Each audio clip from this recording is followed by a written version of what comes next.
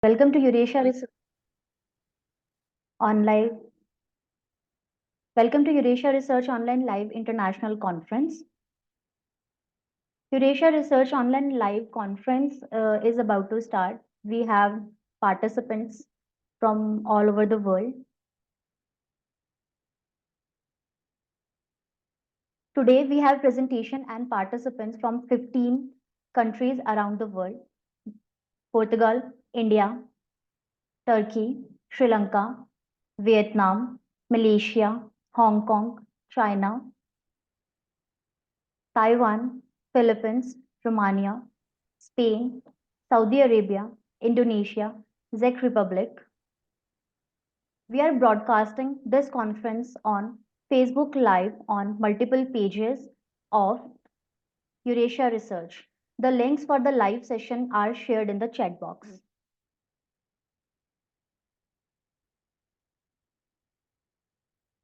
So, moving ahead with the conference, before I start with the conference, I would like to introduce Eurasia Research to all of you.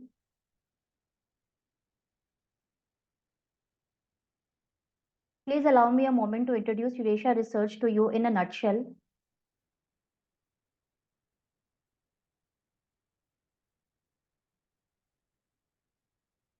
With over more than 1 million satisfied members and associated spreads across the globe, Eurasia Research is a scholarly association who have been working for nearly a decade. Eurasia Research has organized several successful international conferences, workshops, and training programs at various reputed institutions and grand venues. Eurasia has been tirelessly working for research world and have not stopped their endeavors even during COVID era, and have presented research community with online platform which was safe and convenient method to continue their passion. We are an international community of researchers, practitioners, students, and educationists who aim to bring together worldwide researchers and professionals, encourage intellectual development, and to create opportunities for networking and collaboration. These objectives are achieved through academic networking, meetings, conferences, workshops, project, research, publication, academic awards, and scholarship. Some of our key highlights are: we provide scholarship to deserving candidates to promote students and research scholars to participate in international conference. Young researcher scholarship is provided in the form of full registration fee waiver. We have vast experience of publishing papers for more than 7 years. Our associated journals publish original papers, review papers, conceptual framework, analytical and simulation models, case studies, empirical research, technical notes, and book review. We cater to more than 30 plus themes in the area of teaching and education and have registered ISSN and have following renowned indexing: Google Scholar, Cross-Check Authenticate, Crossref, the Keepers Registry, Script, Portico, Road Directory of Open Access Scholarly Resources, OAI PMH Registered Data Provider, PKP Index. We will soon be applying for Scopus too. We have a wide network of 100 plus internationally acclaimed keynote across the globe who share their knowledge and guidance with our participants with open hands. We have a large number of committee members and advisors who supports us and guide us through their expert opinion and decision making capabilities. We could not have thought of reaching here without them. We also encourage our participants to connect with more than 15K plus followers on our social media platform where they can share their research and interest. Join our Facebook group and be a part of the discussion by researchers and academicians. We also have several collaboration with universities, colleges, and institutes to better serve all the interest and like-minded intellectuals. With great enthusiasm and pride, we would like to request our participants to enjoy the benefits of our lifetime membership, just USD 55. We have over 10,000 plus members from across the globe. We would like to share some of our past participants' experience with you.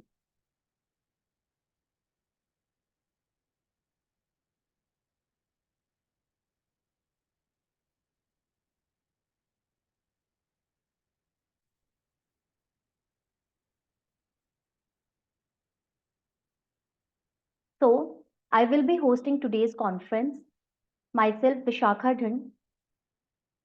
So, moving ahead with the conference, I would like to introduce our president, Line M. Shelley, PhD, Higher Education Executive, retired, Adjunct Professor, Boston College, Chestnut Hill, MA, USA. Let's see her views.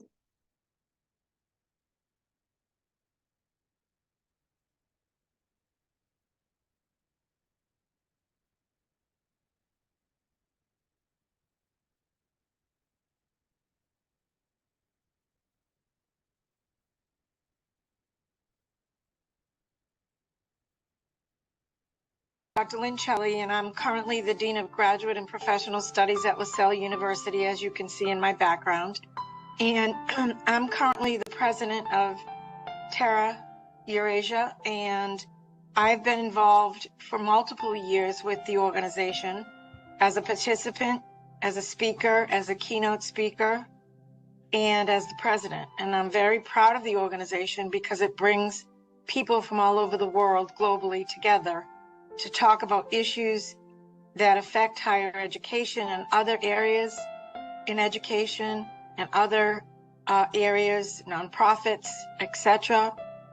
And we talk about issues and successes and whether we can make it better and make it always be improving. And I always say ever evolving. COVID was very difficult for all of us. And being in administration, I had to assist faculty in an immediate way to pivot from a face-to-face delivery of classroom time to electronic and Zoom and so forth. Many of these faculty members had no idea about the Zoom platform or any other learning delivery modules, the way that they could be delivered. So the administration really had to step in and pivot quickly.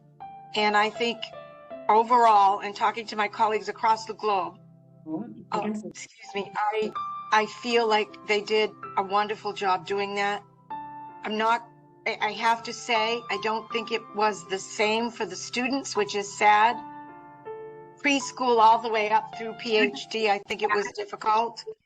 I think it was less difficult for graduate students in master's and doctoral programs because many of those were already online. So there wasn't much of a pivot. But I'm going to say pre-K through the baccalaureate was very difficult, and teachers and administrators were amazing. And I do think our students that lived through that need extra attention, and the research is bearing that out right now. And that's our jobs to try to find ways to make sure that we fill those gaps. I'm going to be very honest. I'm a people person. I'm a relationship person. I thrive on making real eye contact and making real connections with people. I much prefer an on-the-ground conference, a face-to-face conference. I did the keynote for this organization in London last April. I'm doing it again in London. I'm making that commitment to make that trip because I so deeply believe in the relationships and the bonds that are formed, as well as just during the conference, getting to know people and seeing different perspectives rather than just seeing it on a screen. Encourage them to attend a Eurasia conference in general, because I believe in the organization. I'm president of the organization right now. I would encourage them to attend. If they couldn't attend in person for financial or schedule or whatever reason, I would encourage them to attend, but I would encourage them to attend in person first, but always, and I continue to do that, encourage them to attend. Nothing but good things to say about the conference pre-COVID, and last year I did not attend an online conference, so I can't comment on that during COVID, but I can comment on pre-COVID and my experience last year in London. I truly find that the way it's organized in groups and the group work that goes on is different than just to sit and listen, which is what attracted me and why I said yes to becoming president. It's organized in a way where it encourages that collegiality and that sharing of ideas and that sharing not only of the research that you present, but in small groups to broaden that discussion. So the way the conference is organized is well done. Often I can't stay for the whole time because of my busy schedule, but I do stay for the one day that I keynote, and the participation is phenomenal. And other conferences that I've attended, as well as done keynotes, as well as done breakout sessions, they don't organize them that way. Yeah. I organize my breakout sessions and keynotes in other organizations that way, because I feel from my learning styles research that I've done and published on, it's the best way people learn.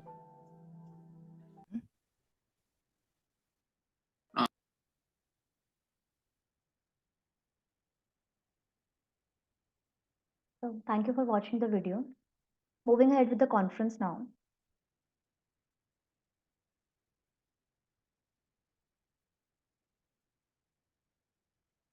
Our first eminent speaker for this conference is Shota Yamada, Graduate School of Environmental and Information Studies, Tokyo City University, Tokyo, Japan. Let's see his view.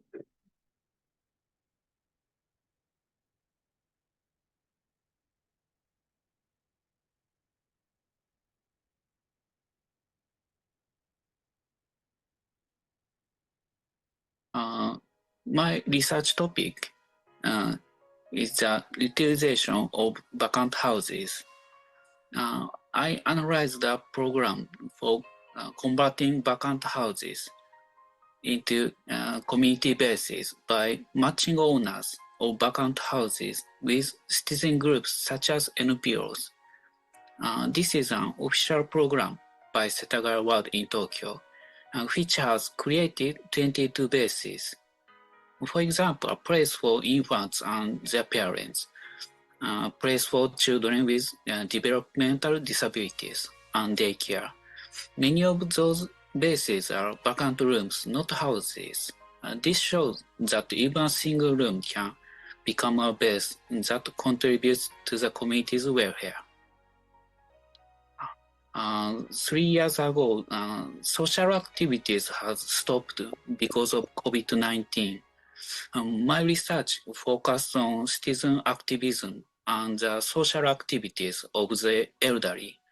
At that time, we couldn't meet anyone face to face, so I stopped my research and thought about what I could do now. It was a very difficult time, but a good opportunity to stop and think. My motivation is to have dinner with my lab members. So lab members are working adult students like me. We work during the day and do research at night. They are experts in different fields from mine. So we have a very good time chatting. I get a lot of inspiration from them. My advice is to communicate with lots of people. Researcher needs time to think alone, but we also need to discuss any issues with many people. maybe some ideas or hints will come to us. I feel tired when I spend a lot of time thinking alone. It is important to meet someone. So, my first international conference, the relaxed atmosphere of the conference. I was able to presentation without any nervous. It was very good that coffee breaks. Coffee is not served at Japanese conferences. My research is a case study within Japan, and I usually only discuss it with the Japanese. The questions I received made me realize that my research was interested outside of Japan. I was encouraged by the comment, "This is very interesting research." So I'm very glad to participate in the conference. So the research problem.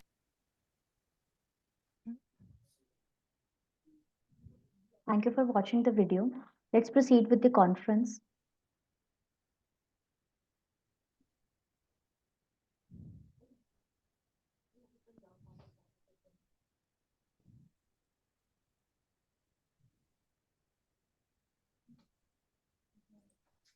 So our next speaker for this conference is Vishali Chaudhary, Department of Psychology, School of Liberal Education, Calcutta's University, Greater Noida, Uttar Pradesh, India. Let's see her views.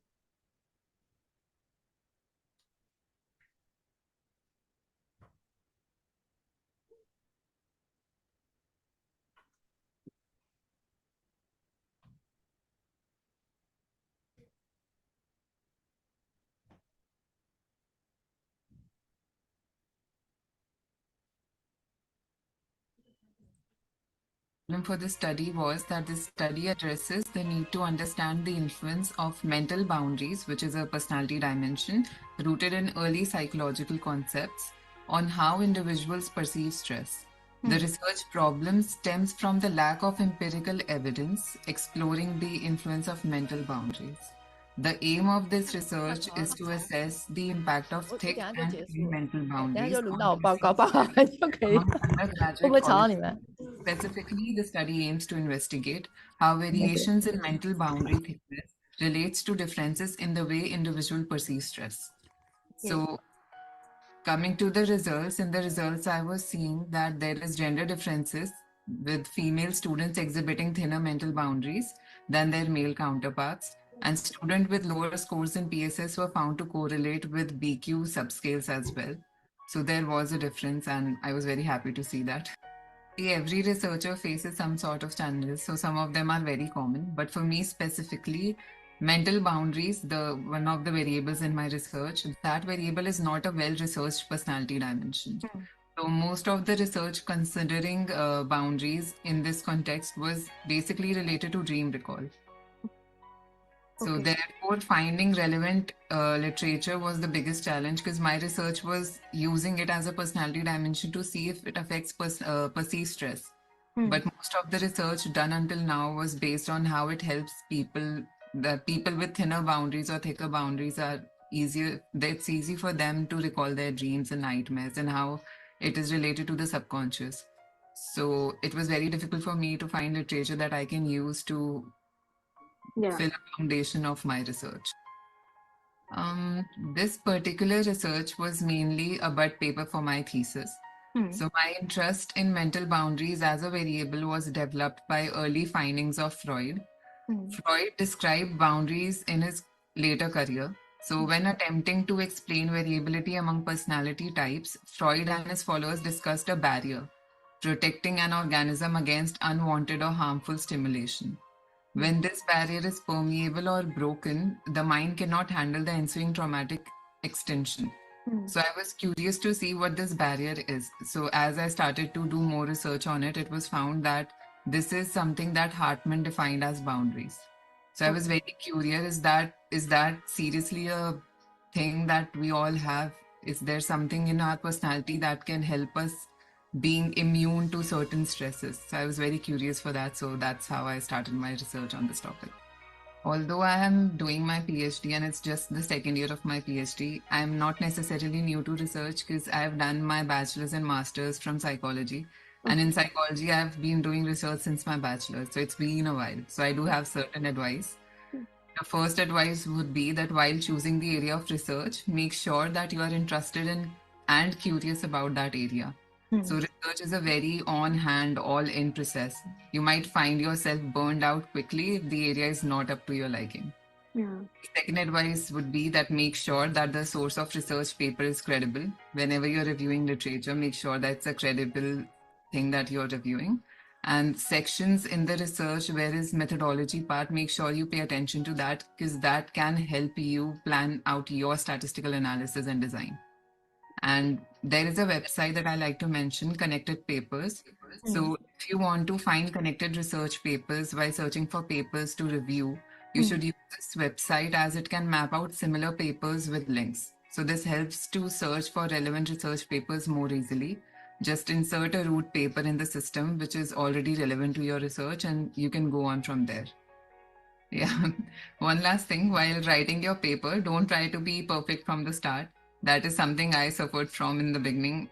So sometimes striving for perfection while drafting the paper can prevent you from making progress or even start writing. So be free, keep things simple. You can always edit and perfect things later.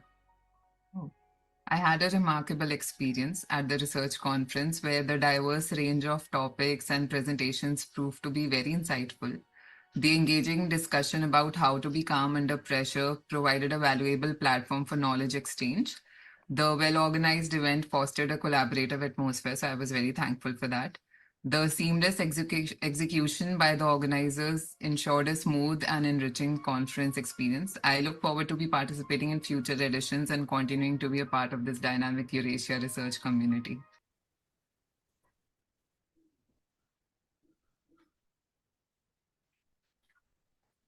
Thank you for watching the video. So moving ahead with the conference now.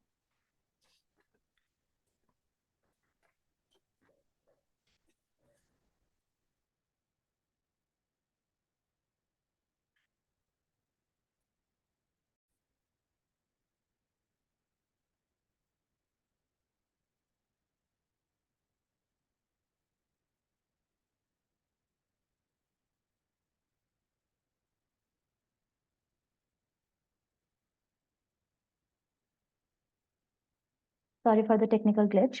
So this is the conference schedule. Session first will be keynote talk. Session second will be team activity and photo session.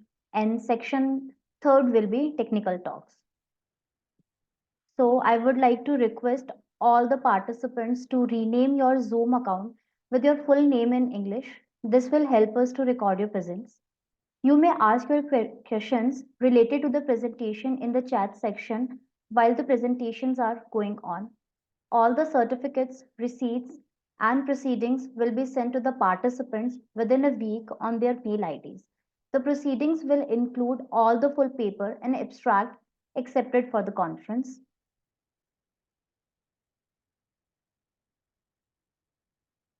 So moving ahead with the publication process. The publication process starts once the registration process is completed. The author needs to send their paper consent form, review detail on the email ID reflecting on your screen.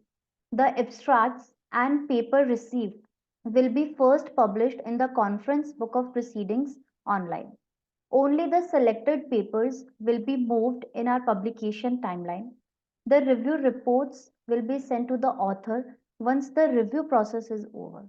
The final stage of publication starts after receiving the revised papers from the authors.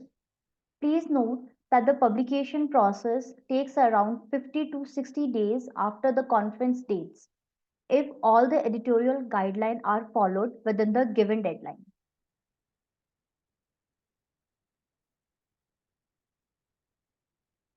So, moving ahead with the conference, our first session of the conference is keynote session.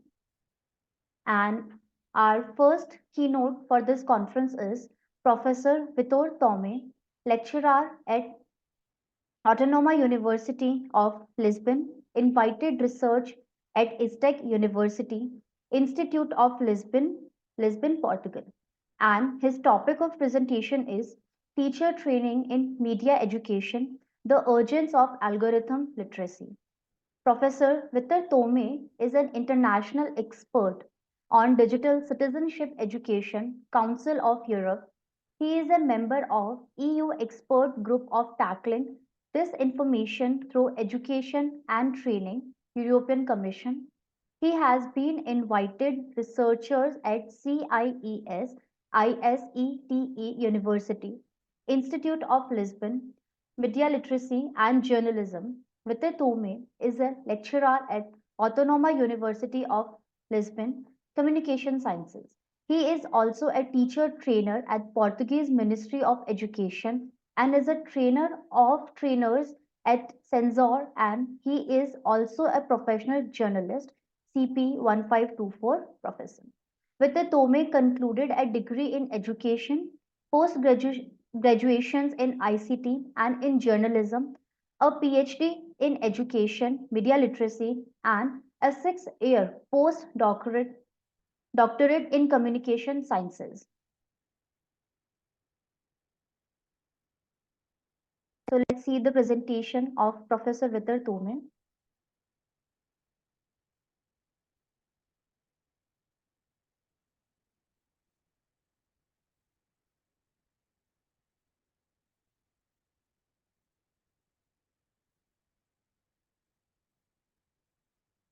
Hello, everyone. Good morning and good afternoon if you are in another place in the world. My name is Vitor Tome, and I would like, first of all, to thank you, Dr. Flores Charles, for the invitation to participate in this conference and have the opportunity to share with you some of the research that we have been developing in Portugal. Today, our talk, and in the meantime, if you allow me, I'll try to share my screen with you.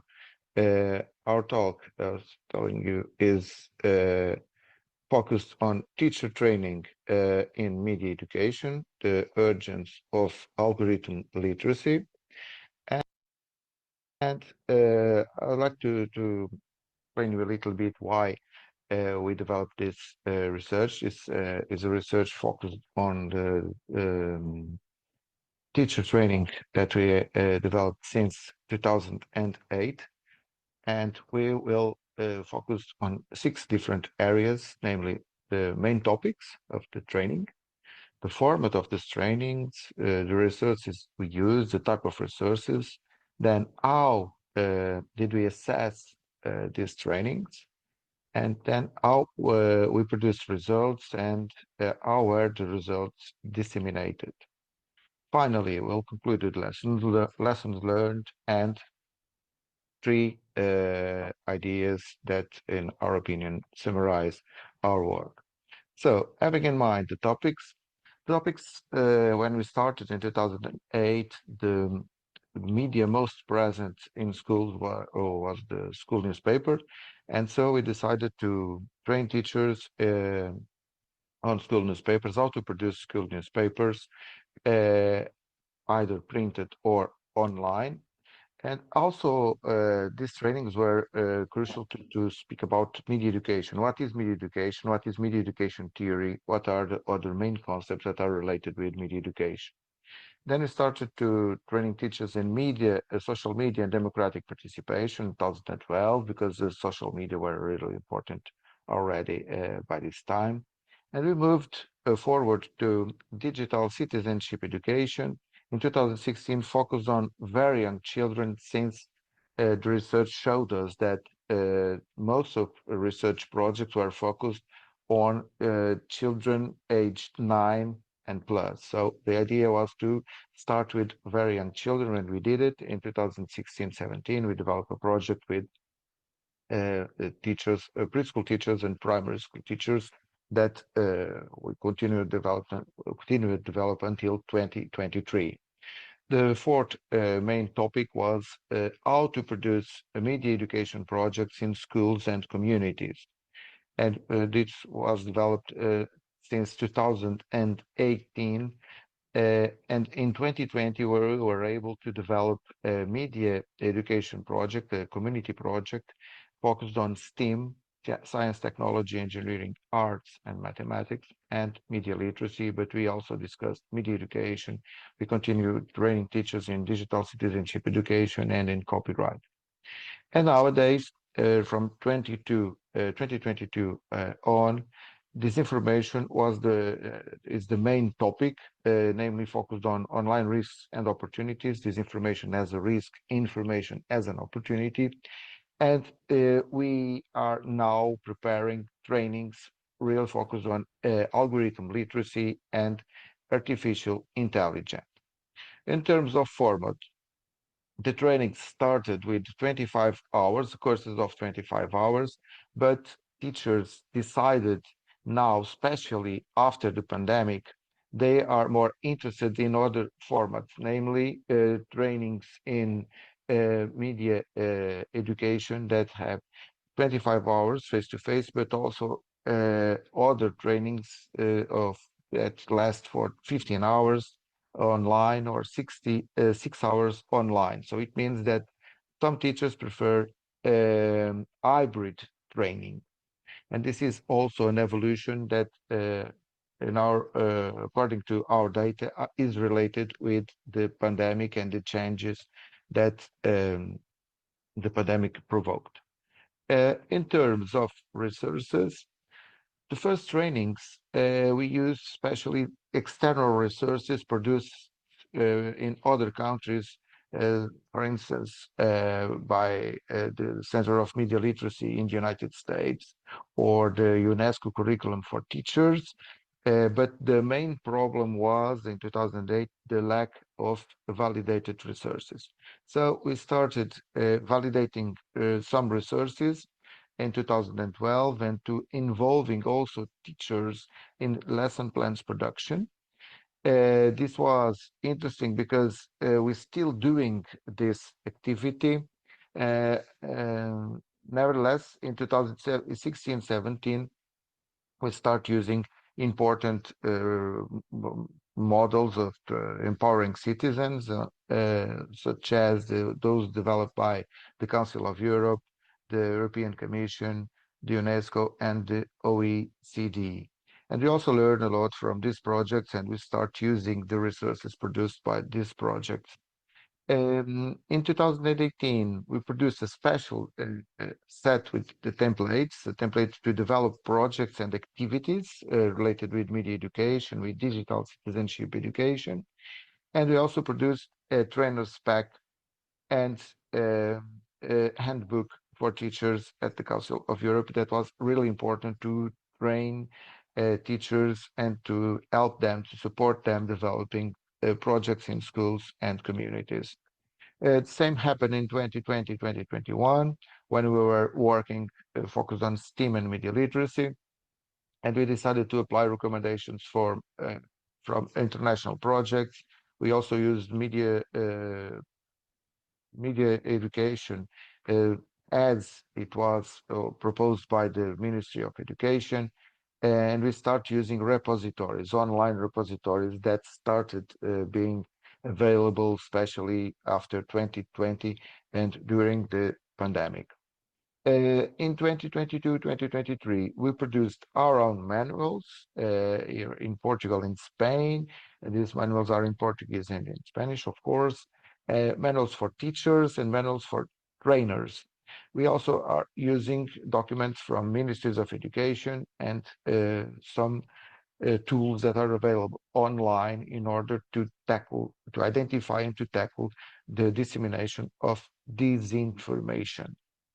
In terms of assessment, we started using very traditional tools to assess these trainings.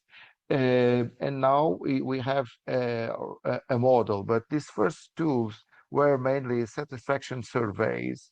We asked the teachers to produce the simple final reports explaining how training were interesting or not for them and why. And we start also helping them and producing, supporting them producing media education activities. We continue with this strategy into 2012, 2015. But we had reports on practices, and we asked the teachers to collect data from students. And this was interesting because the trainings start being research projects, mini research projects that allowed us to produce then more resources, for instance, as lesson plans.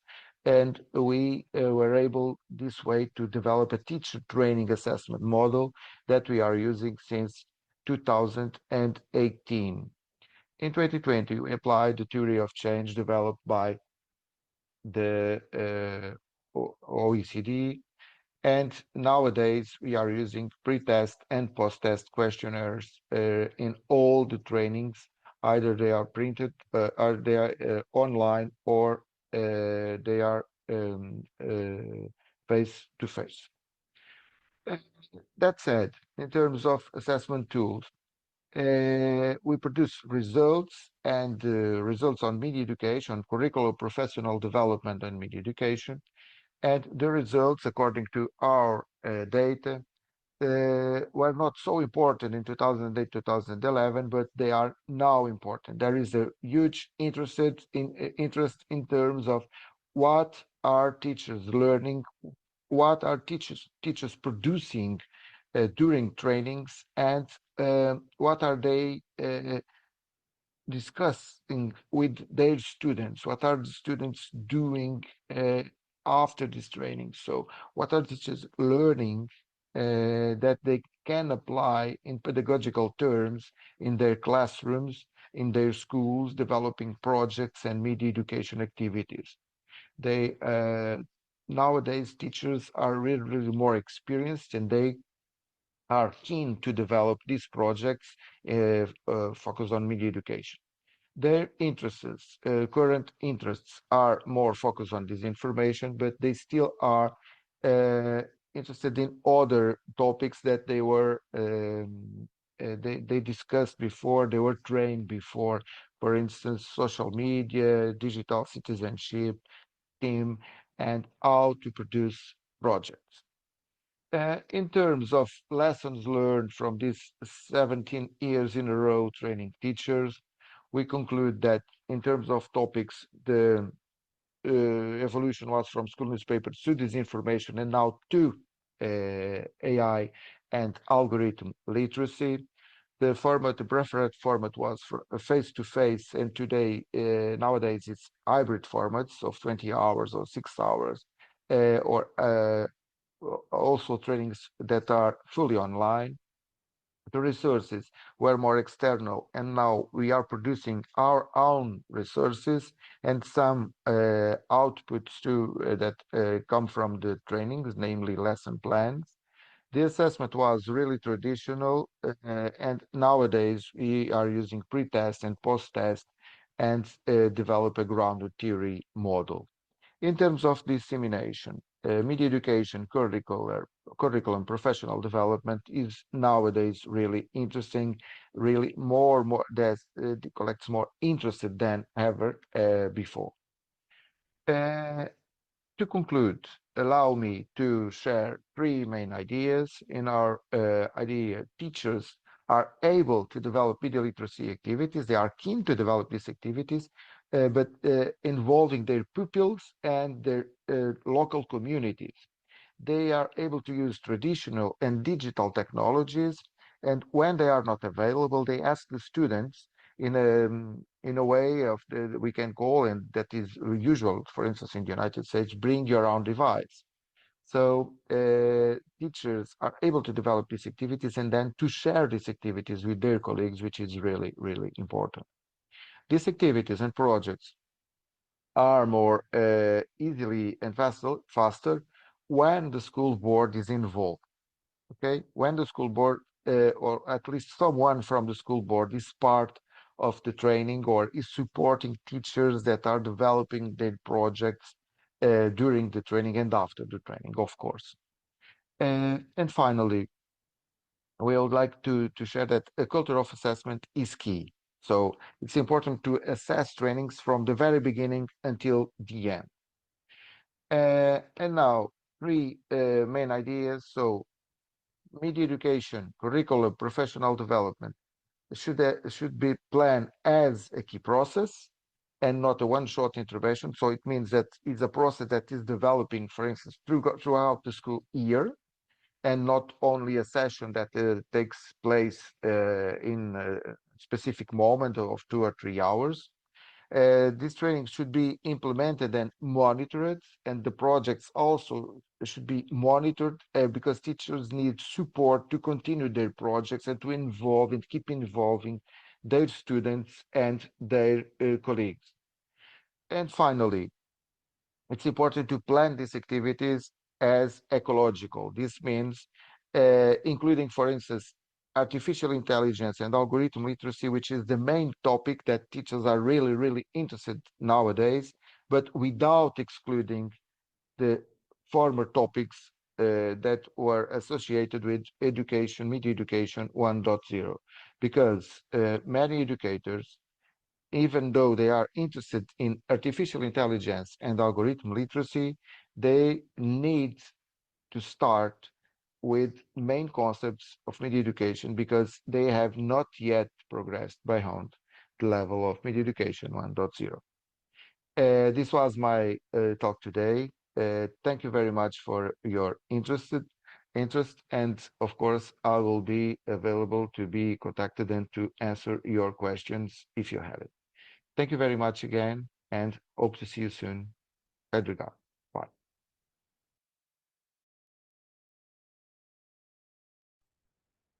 Thank you for watching the video. If any participants have any questions regarding the presentation, they can ask or they can put their query in the chat box.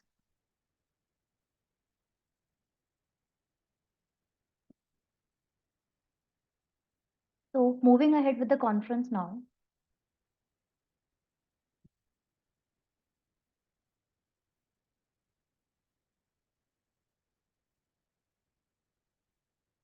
Our second keynote speaker for this conference is Dr. Ayla Atabirana, Department of Mathematics and Science Education, Eskişehir Osmangzi University, Eskişehir, Turkey.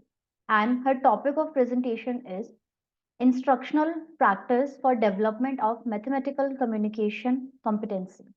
Dr. Ayla Atabirana is an assistant professor for mathematics education in the Department of Mathematics Education, Eskişehir Osmangzi University.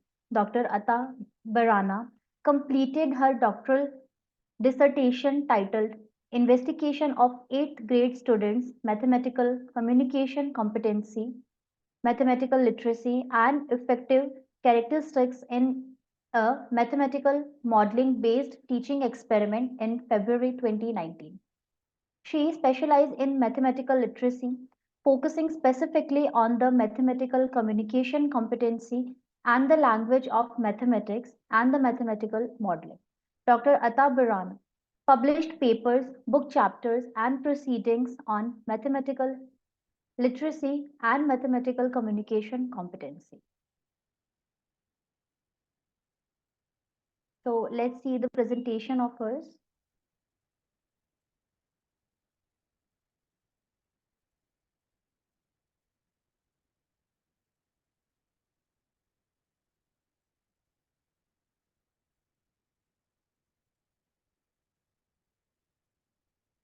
Welcome everybody.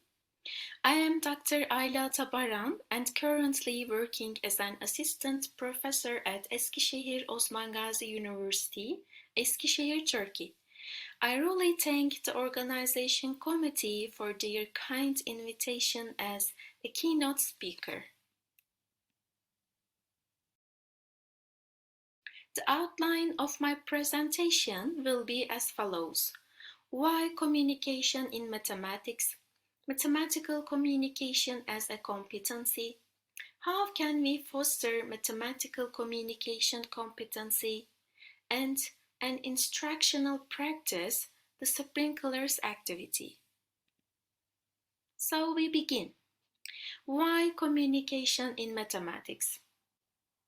In order for all our students to develop an adaptive reasoning, they need many opportunity practice communication in mathematics. Through communication, our students can reflect on their own ideas, engage in discussions for refining them, and amend these ideas accordingly. When students are challenged to think and reason about mathematics and to communicate the results of their thinking to others, both orally and in writing, they learn to be clear and convincing. Listening to others' explanations provides good opportunities for students to develop their own understanding. Therefore, we must give our students opportunities in the classroom to engage in rich discussions. When we give our students these opportunities, they are able to share a different perspective and in turn develop a better understanding. Not only should students be involved in talking, but writing as well. When students engage in writing about mathematics, this can help them consolidate their thinking. When we write our thoughts, we normally will be required to clarify our thoughts about the idea that we are developing. Therefore, we need to give our students opportunities to test their thoughts and demonstrate their understanding by shared knowledge in the mathematics classroom. The communication is absolutely vital in mathematics.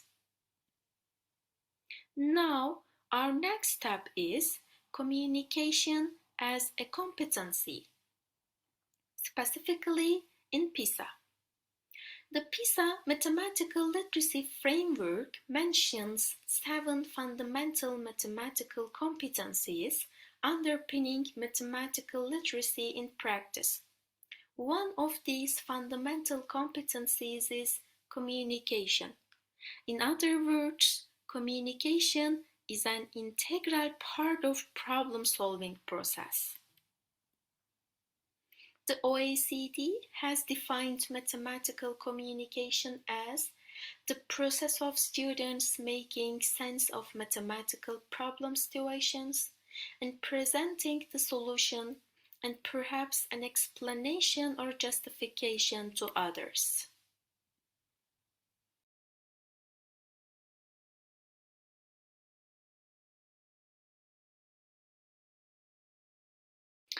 Two different components of communication, receptive and expressive, are elaborated in the PISA Mathematical Literacy Framework to determine both the level and extent of communication demands of a task and the capability of an individual to meet these demands. In this context, the receptive aspects of communication include reading, decoding, and making sense of statements, questions, tasks, or objects that enable an individual to form a mental model of the situation. Expressive aspects of communication include presenting the solution process and explaining or justifying to others. Now, our next step is to foster effective mathematical communication. In fostering effective communication, as teachers, we must establish a learning environment that encourages student participation. Our instruction should focus heavily on questioning. We should choose problems that can be solved in multiple ways, and students must have the opportunity to justify their solution and make necessary connections. Now, I want to exemplify a classroom teaching experiment designed based on the mathematical modeling approach to support 8th graders' mathematical communication competency. Here is the sprinklers problem. It's about placing sprinklers on a football field, and the learning objective is using the greatest common factor to solve problems. This is an example of a rich task to foster mathematical communication competency. The sprinklers. In a football match, the type of lawn and the way to water the lawn are very important factors in order to create suitable match conditions and minimize the risk of injury. To irrigate a football field that is 72 meters wide and 96 meters long, sprinklers rotating around itself will be placed. It's necessary that the water should not reach out of the field. Any area should be irrigated by only one sprinkler, and the maximum area should be watered. In addition, the least number of identical sprinklers should be used. Accordingly, answer the questions below. 1. Describe how the sprinklers should be placed according to the specified conditions. 2. Find out how much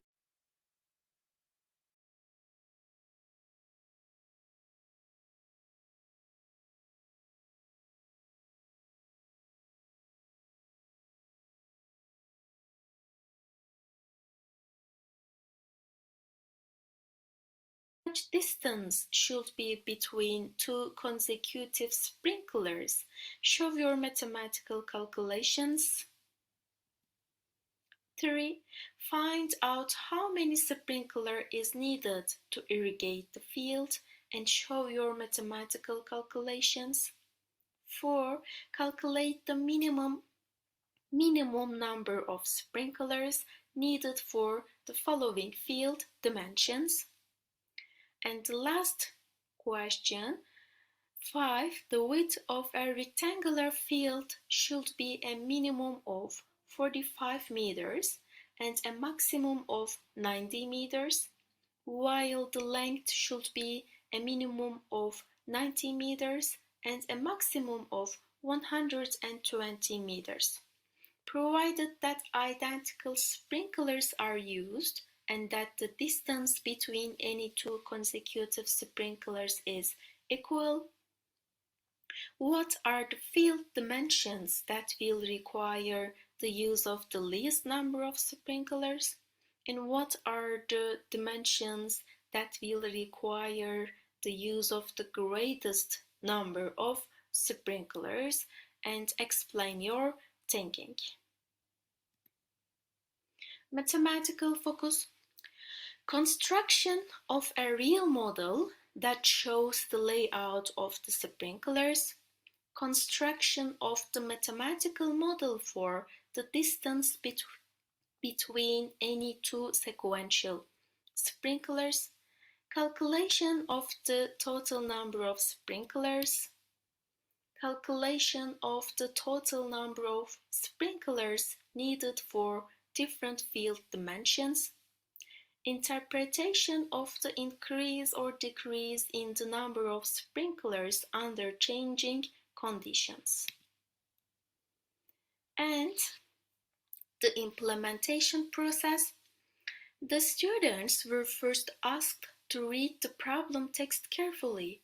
They were then asked to explain their understanding of the problem and the goal of the problem in their own words.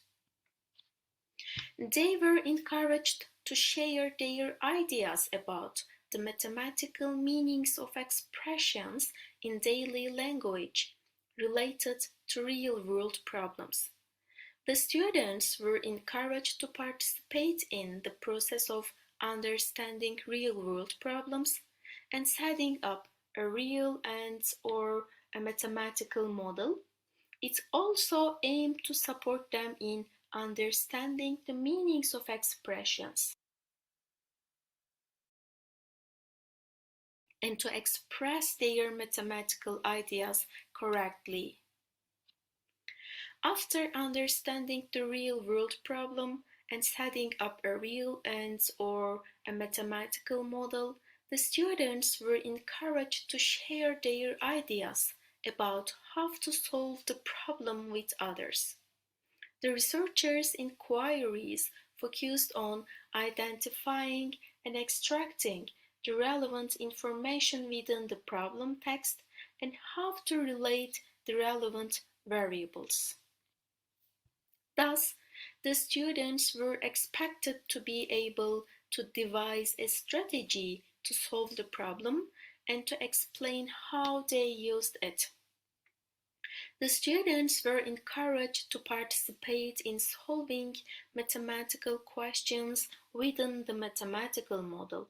It was also aimed to support them in expressing their mathematical studies and calculations orally and to present them in writing. After solving mathematical questions within the mathematical model, the students were encouraged to explain and or describe the mathematical results in a real-world situation and provide justification for their responses. In this regard, what the mathematical result means, how it can be interpreted in real-world and or extra mathematical contexts, and what kind of justification can be provided for the result have been questioned. Accordingly, the students were encouraged to participate in the process of interpreting and validating mathematical results. In this way, it was also aimed at supporting their ability to express their mathematical ideas correctly. For more details and instructional practice samples, you can read our article, An Investigation of 8th Graders' Communication Competency and Mathematical Literacy Performance, the Journal of Educational Research. Thank you for your participation.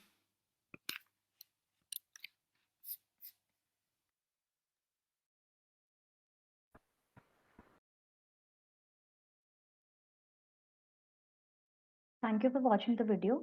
Moving ahead with the conference now.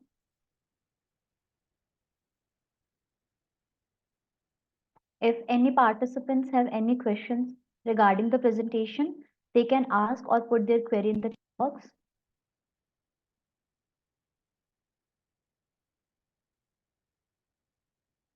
Many thanks for addressing all of us with our informative and enlightening speech.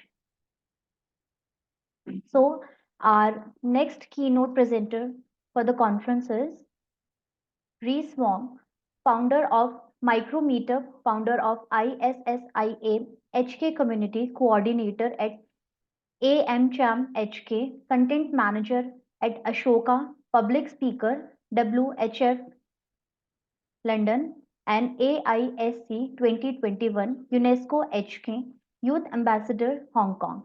And his topic of presentation is Best Practices for Community Building. Reese is a 20-year-old award-winning change maker, community builder, and speaker.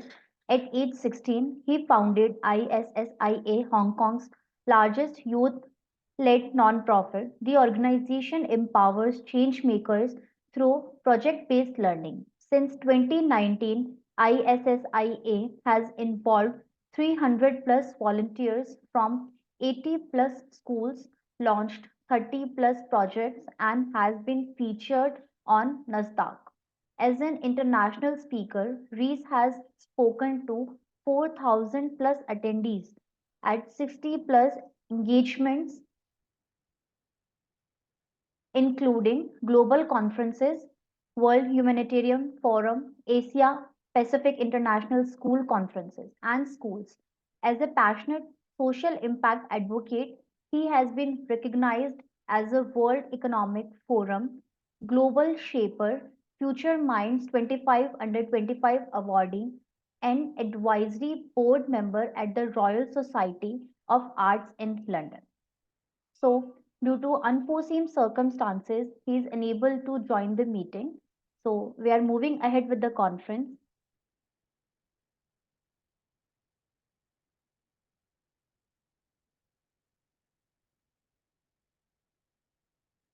So, our next keynote speaker for the conference is Professor Thalainathan Sathananthan, Faculty of Healthcare Sciences, Eastern University, Sri Lanka. And his topic of presentation is Transition in Education. Professor Thalainathan Sathananthan is currently the Dean of the Faculty of Healthcare Sciences at Eastern University, Sri Lanka. Healthcare education has been his passion since joining the faculty 2006. He is one of the founder member of the faculty and has been actively involved in progressive changes to both MBBS and Bastion's nursing program. He has been a professional member, College of Medical Educationists. Professor Sathananthan has co-authored several peer-reviewed articles and book chapters on curriculum development, teaching, learning activities, and faculty development. Professor Sathananthan, who has served as visiting lecturer at several academic institutes of repute, is a member of the Asia Pacific Medical Education Network (APME NET). Professor Sathananthan has made significant contribution not only towards curriculum development, curriculum evaluation, and staff development, but also infrastructure facilitates of the faculty via connecting to correct organization. Professor Sathananthan is an alumni of University of Dundee, UK. Again, due to unforeseen circumstances, he is also unable to join the meeting. Please put your questions in the chat box. It will be answered by the speaker. So, moving ahead with the conference now, let's begin the next session of the conference, that is team activity and photo session. Let's proceed towards our team building activity.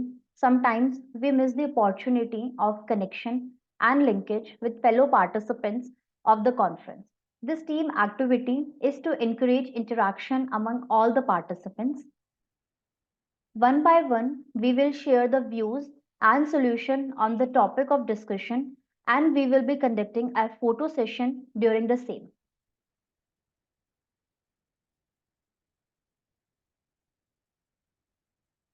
So, our topic of discussion for the conference is it normal to talk to yourself?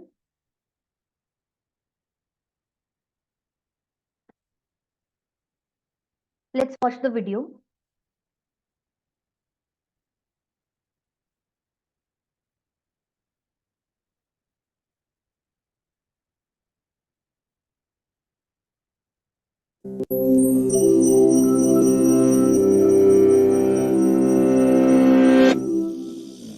As your morning alarm blares, you mutter to yourself, "Why did I set it so early?" While brushing your teeth, you think, "I need a haircut." Unless, rushing out the front door, you reach for your keys and realize they're not there. Frustrated, you shout, "I can't do anything right!" Just in time to notice your neighbor. Being caught talking to yourself can feel embarrassing, and some people even stigmatize this behavior as a sign of mental instability. But decades of psychology research show that talking to yourself is completely normal. In fact, most, if not all of us, engage in some form of self-talk every single day. So why do we talk to ourselves? And does what we say matter? Self-talk refers to the narration inside your head, sometimes called inner speech. It differs from mental imagery or recalling facts and figures. Specifically, psychologists define self-talk as verbalized thoughts directed toward yourself or some facet of your life. This includes personal conversations like, "I need to work on my free throw," But it also includes reflections you have throughout the day, like, the gym's crowded tonight. I'll come back tomorrow. And while most self-talk in adults tends to be silent, speaking to yourself out loud also falls into this category. In fact, psychologists believe our first experiences with self-talk are mostly vocal, as children often speak to themselves out loud as they play. In the 1930s, Russian psychologist Lev Vygotsky hypothesized that this kind of speech was actually key to development. By repeating conversations they've had with adults, children practice managing their behaviors and emotions on their own. Then, as they grow older, this outward self-talk tends to become internalized, morphing into a private inner dialogue. We know this internal self-talk is important and can help you plan, work through difficult situations, and even motivate you throughout the day. But studying self-talk can be difficult. It relies on study subjects clearly tracking a behavior that's spontaneous and often done without conscious control. For this reason, scientists are still working to answer basic questions like, why do some people self-talk more than others? What areas of the brain are activated during self-talk? And how does this activation differ from normal conversation? One thing we know for certain, however, is that what you say in these conversations can have real impacts on your attitude and performance. Engaging in self-talk that's instructional or motivational has been shown to increase focus, boost self-esteem, and help tackle everyday tasks. For example, one study of collegiate tennis players found that incorporating instructional self-talk into practice increased their concentration and accuracy. And just as chatting to a friend can help decrease stress, speaking directly to yourself may also help you regulate your emotions. Distanced self-talk is when you talk to yourself, as if in conversation with another person. So rather than, I'm gonna crush this exam, you might think, Caleb, you are prepared for this test. One study found that this kind of self-talk was especially beneficial for reducing stress when engaging in anxiety-inducing tasks, such as meeting new people or public speaking. But where positive self-talk can help you, negative self-talk can harm you.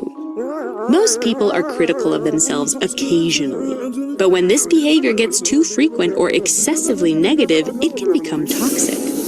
High levels of negative self-talk are often predictive of anxiety in children and adults, and those who constantly blame themselves for their problems and ruminate on those situations typically experience more intense feelings of depression. Today, there's a field of psychological treatment called cognitive behavioral therapy, or CBT, which is partially focused on regulating the tone of self-talk.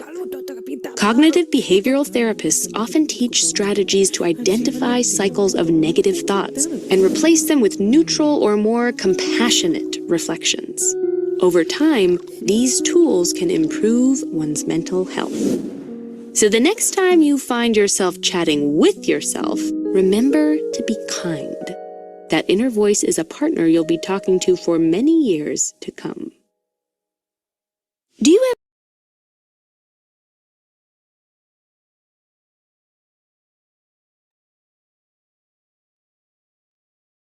Thank you for watching the video. I would like to request all the participants to turn on their webcam.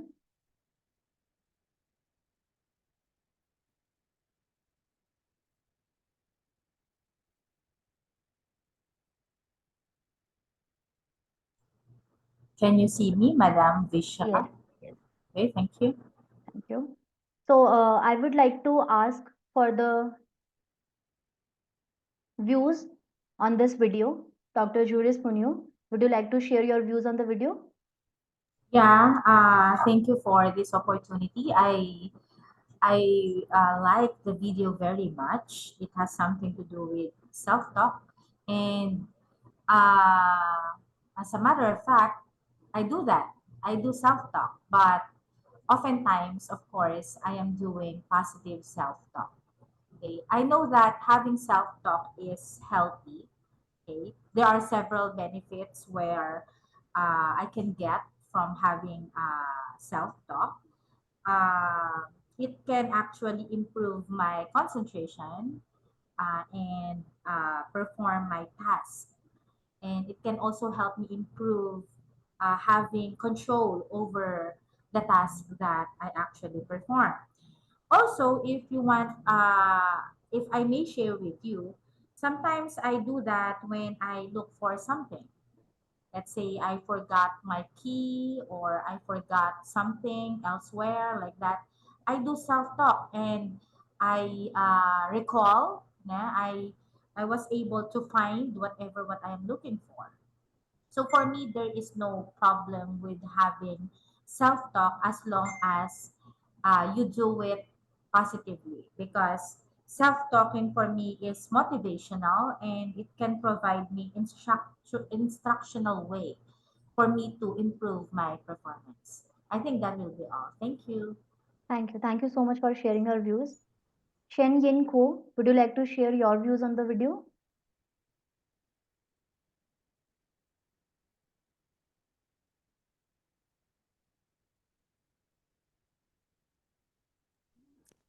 I have no question about. I appreciate the doctor and his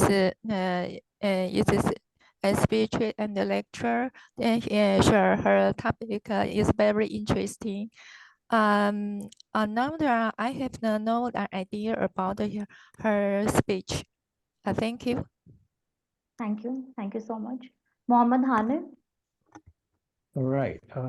With regard my opinion about the topic self-talk, it was very awkward previously for me when I have to actually self-talk upon delivering my lecture or classes online, as most of the time the students will be switching off their camera or when we are actually talking to the screen and not to the real people, even though they are actually very far from us, but listening to us. Okay. Yeah, I did a lot of that previously during the pandemic. However, nowadays, after reflecting about self-talk, I believe that it is very important, especially for us when we want to activate our long-term memory and also short-term memory in order to memorize all the important things that matters to us, especially information related to our area of expertise as well as our area of interest. I totally agree with both of the previous speakers just now. We do self-talking when it is necessary for us, especially when dealing with our everyday situation. So that is all about my opinion about this topic. Thank you very much, Madam Speaker. Thank you. Thank you so much. Maria, would you like to share your views?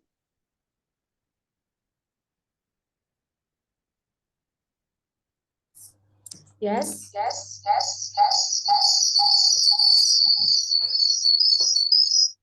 How could I help you? Sorry? Would you please share again about what is the question?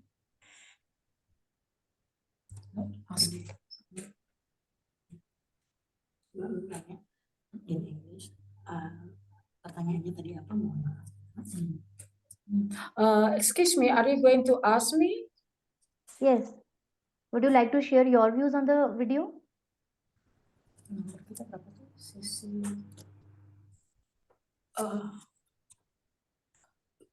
Pardon? Excuse would me? you like to share your views?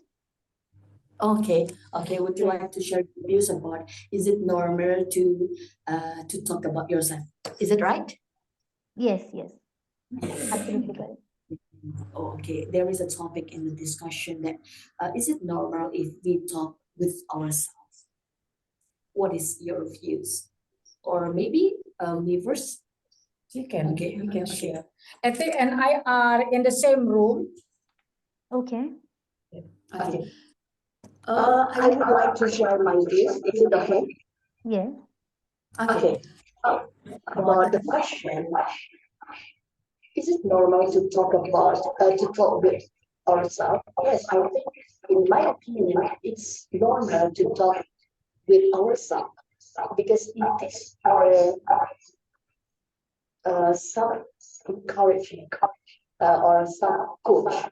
There are many types of coach or coaching, and I think one of the types is self-coaching. So when we talk with ourselves, it is one of the types of self-coaching. When we talk to ourselves, we could meditate or we could make a correction what we have taught, what we have experienced, what we have done in our lives. So it's like a reflection. It's normal to talk with ourselves because it's part of or as the form or process of self-coaching.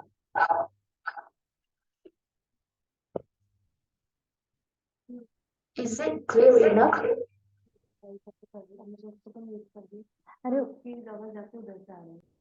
Okay, maybe Memoria will add her views.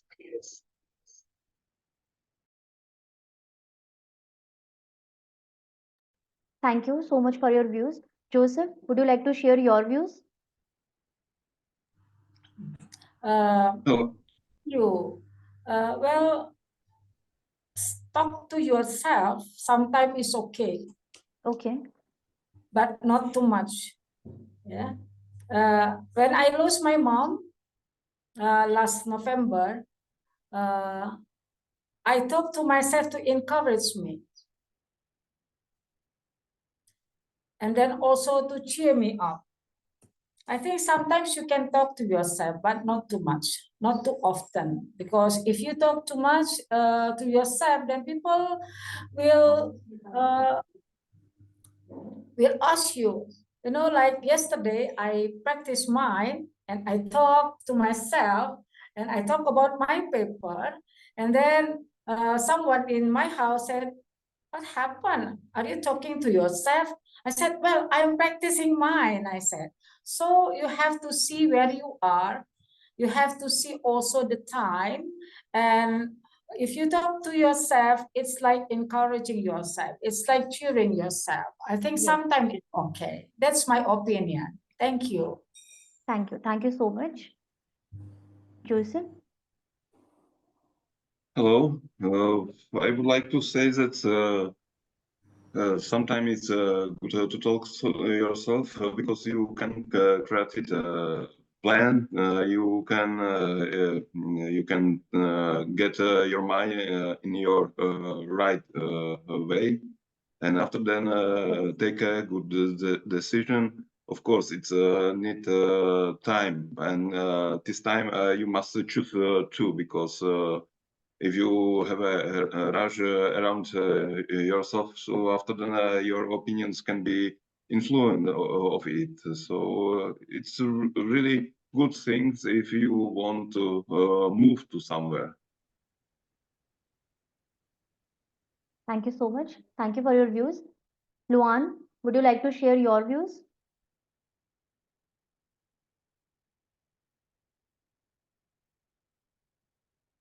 Lethi, would you like to share your views? Luan, actually, you are not audible.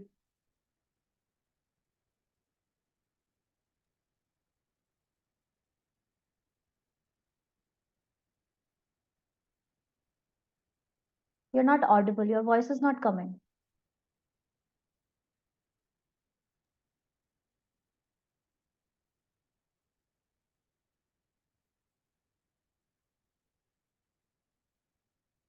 Lethi, would you like to share your views?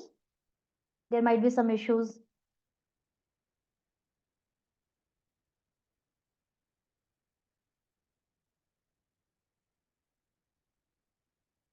Hamad, would you like to share your views?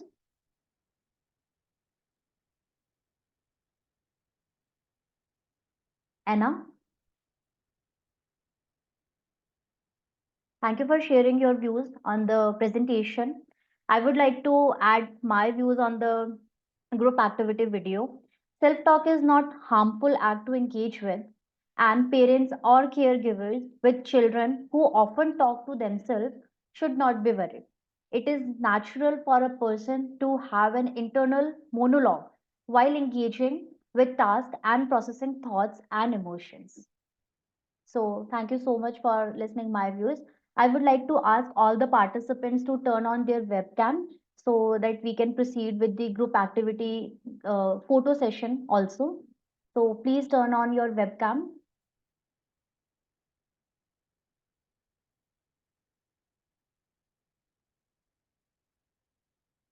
I would request all the participants to turn on their webcam so that we can proceed with the conference.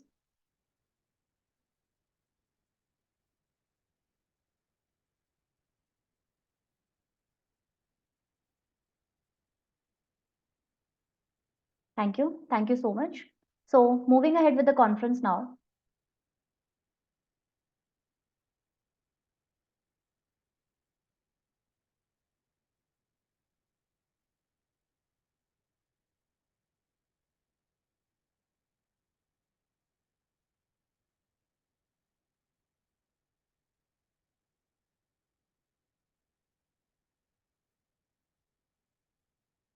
So let's begin the next session of our conference.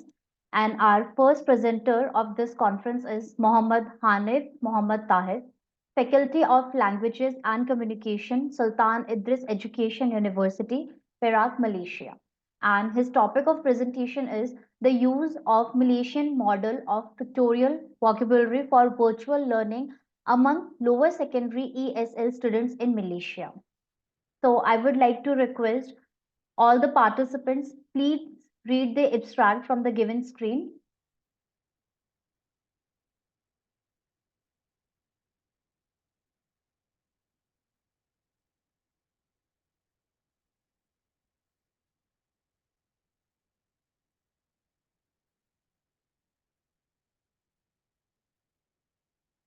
Okay, so let's see the presentation of Mohammed Tahir.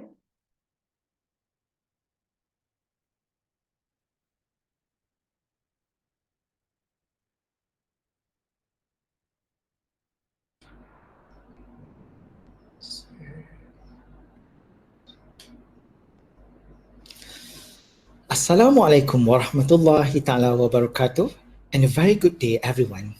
Today, I would like to present a research entitled The Use of Malaysian Model of Pictorial Vocabulary for Virtual Learning Among Lower Secondary ESL Students in Malaysia. My name is Muhammad Hanif and I am from the Sultan Idris Education University of Malaysia. Before we look into deeper detail, let us start with the introduction.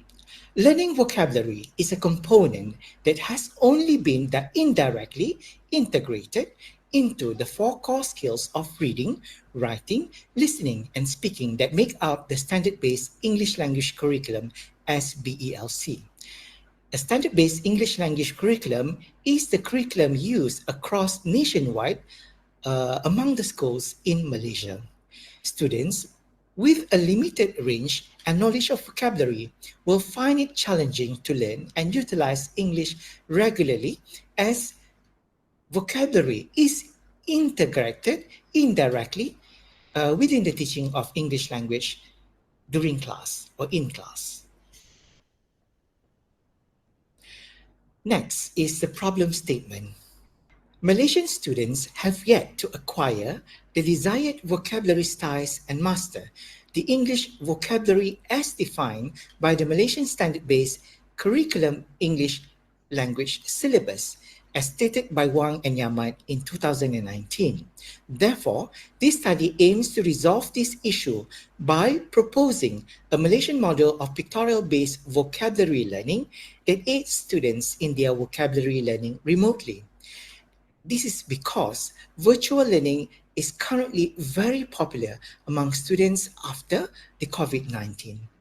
This model is also designed to create a sustainable method for students to participate in the virtual learning of vocabulary, as nowadays the integration of technology in education is vastly used or implemented across nationwide, especially in Malaysia. Based on the research problem, the researcher has derived these two research objectives. The first research objective of this study is to develop a Malaysian model of pictorial vocabulary learning to be used by Malaysian lower secondary ESL students based on the word list provided in the standard-based English language curriculum for virtual learning.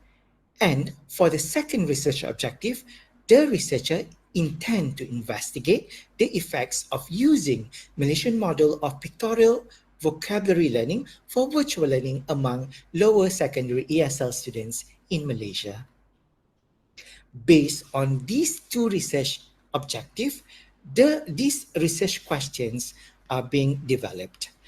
The first research question is how to develop a Malaysian model of pictorial vocabulary learning to be used by Malaysian lower secondary ESL students based on the word list provided in the SPELC for virtual learning. And the second research question is, what is the effects of using Malaysian model of pictorial vocabulary learning for virtual learning among lower secondary ESL students? Based on the relevant literature related to the study, due to COVID-19 pandemic, learners have been attending school remotely via various online arrangements to replace the in-class instruction that cannot be afforded during when everybody has to be at home, thus causing a shift to a learning style reminiscent of homeschooling or online education. Previous studies also suggest that the inclusion and integration of technology for vocabulary learning could bring much needed improvement to the learning process. This could infuse novelty, innovation, creativity, interest, and fun into the vocabulary learning activity as stated by Tahir et al. In 2020. This is because usually and most of the time when the learning is integrated by technology, the student will find the learning more engaging because the learning promotes interactive learning as it uses a various method of technology enhanced medium to help students to learn English language and in this case vocabulary, as it will improve or help them to learn the target word so that their vocabulary knowledge will be improved significantly. Next, moving into the methodology of the research. In terms of the sample and also the sampling technique, about 150 from lower secondary ESL students from various schools in Malaysia were selected as the sample. And a non-probability sampling technique was used to choose the participants. The non-probability sampling is often referred to as the sampling of convenience or availability, which includes the use of subject available to the researcher, as stated by Macmillan and Schumacher in 1993. And in terms of the research procedure, this research implement a mixed method research design, which involve procedure for collecting, analyzing, and mixing both quantitative and qualitative research and methods in a single study to understand a research problem, as stated by Creswell 2014. This study or this research implement the use of this research instrument. The first research instrument is a well-developed Malaysian model of pictorial vocabulary learning that has been proposed by the researcher in terms of the intervention of this research. The second instrument used in this study is the students' evaluation form as a form of a survey or questionnaire to collect data from the participants. And last but not least, to further enhance the data or the findings, an interview session were conducted to get a better analysis of the data and also to confirm the findings from the students' evaluation form. In terms of the data analysis method, both quantitative data analysis as well as the qualitative data analysis have been used to analyze the data. For the quantitative data analysis, the questionnaire in the form of students' evaluation form were descriptively evaluated in terms of the mean and standard deviation of responses for each item, and SPSS version 29 was used to analyze the data. For the qualitative data analysis, the responses of the students from the interview are classified or coded according to researchers' associated category or themes using NVivo. Now, we will look into the findings of the study. All right. The first finding of the study is the Malaysian model of pictorial vocabulary learning. This model involved 3 steps. The first step is the teacher begins by selecting the target words from the SPELC. And these target words are separated into 4 groups presented in one of the 4 modes. The first mode is text mode, which involves the use of target words, categories, Malay equivalent, as well as example of sentences. The second mode is text picture mode, which involves textual information as above, plus pictures to illustrate the target words. The third mode is text sound mode, which involves textual information with the audio recording of how the target words are pronounced. And last but not least is the text picture sound mode, which involve the textual information as above combined with the pictorial as well as the audio elements. These 4 different modes are used to present the target words in order for the students to learn the vocabulary in a better manner.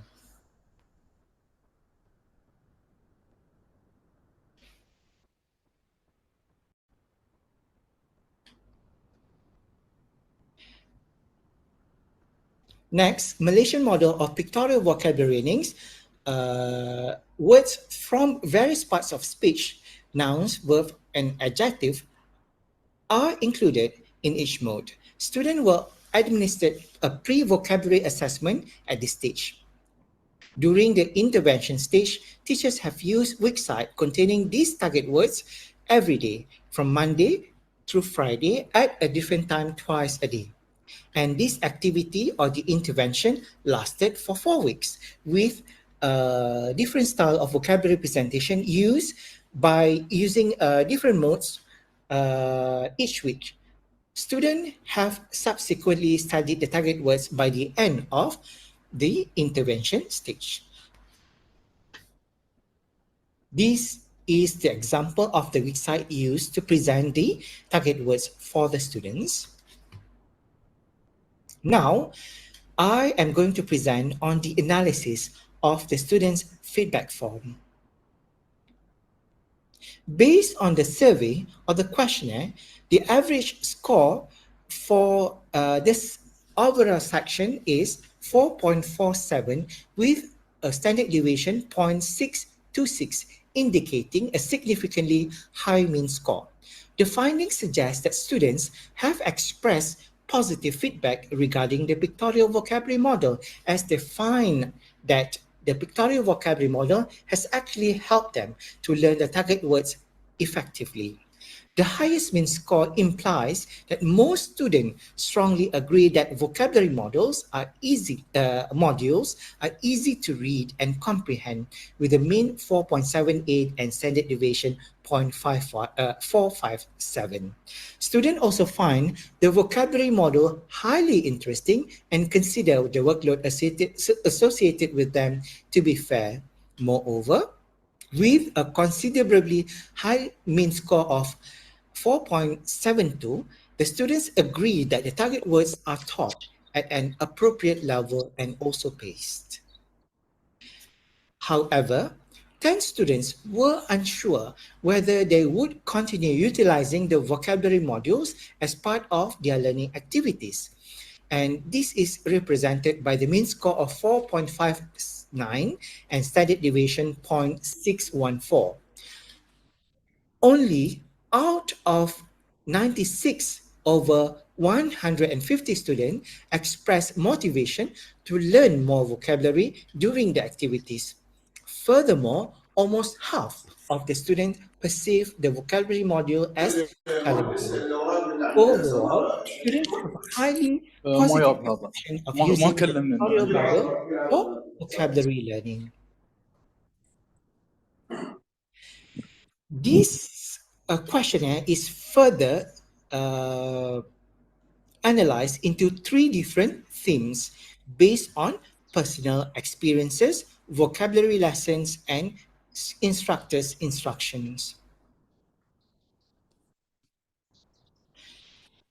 In order to explain on the three different themes, I would like to go or to explain to you the semi-structured students interview. A total of 66 participants were interviewed in this study. All 22 male students and 45 female students were 14-year-old, exhibiting low proficiency level of English language.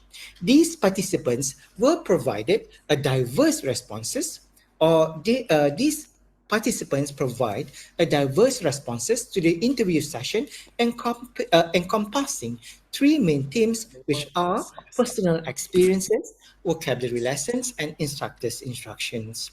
Regarding personal experiences, 10 students expressed agreement that the modules featured interesting text and graphics. They also mentioned that the certain modules contain lengthy text necessitating a strong internet connection for access. Furthermore, 13 students highlighted that the websites was user-friendly and provided valuable knowledge. This is further explain why many students find that the use of pictorial vocabulary learning modules or model has benefited them extensively. When it comes to vocabulary lessons, these students unanimously expressed a preference for Module 4, with showing less enthusiasm for Module 1. Why? Because Module 4 has a very appealing visual, interactive audio components, and engaging graphics as compared to Module 1. On the other hand, their dissatisfaction with Module 1 stems from its sole reliance on text, as Module 1 focused more on text per se. Based on the guideline provided by the instructor, the majority of students recommended incorporating additional pictures and video on the website. As a summary, the modules featured interesting text and graphics. However, the students mentioned that there are certain modules contain lengthy text necessitating a strong internet connection for access. Secondly, all students unanimously expressed a preference for Module 4, which showing less enthusiasm for Module 1. The majority of students recommended incorporating additional pictures and videos on the website, which indicate attractive pictures and interactive audio elements. Nonetheless, the students noted the absence of a practice section, which prevented them from practicing before engaging in the real sessions. In terms of the discussion, this study indicates that incorporating the pictorial model of vocabulary learning into English teaching methods can lead to more efficient learning for students, facilitating their acquisition of the target words. The students, based on the intervention from the modules, they found out they have actually learned the target words better, and they have actually acquired the target words according to their expectation. Consequently, it is recommended that educators and curriculum designers consider integrating the pictorial model method to facilitate the development of vocabulary skills, particularly for individuals with limited proficiency in English. In conclusion, it can be deduced that the implementation of the pictorial model of vocabulary learning yields a significant success in facilitating the acquisition of target words among lower form of ASL students of secondary school. This is because the students have actually learned the target words better when they use the pictorial model. The adoption of the pictorial model of vocabulary learning has enhanced students' vocabulary retention and is particularly beneficial for students with limited language skills, warranting the provision of diverse learning strategies and instructional support tailored to their needs by curriculum designers and English teachers. This is because the students were able to retain the target words in their long-term memory as well as their short-term memory by using the pictorial model. In terms of the recommendation for further research, future research can expand upon these findings through a survey studies involving a larger sample size, exploring the effectiveness of pictorial vocabulary instruction not only for the EFL or for the ESL learners in Malaysia, but also learners from different countries globally. The future research also suggests to select participants from a different age group or educational form, and last but not least, future research has to take into account variation in terms of gender, family background, and race among the selected samples. These are the references or the main references used for the study. With that, I thank you. Thank you so much for your wonderful presentation. If any participants have any questions regarding the presentation, they can ask or put their query in the chat box. So, moving ahead with the conference now.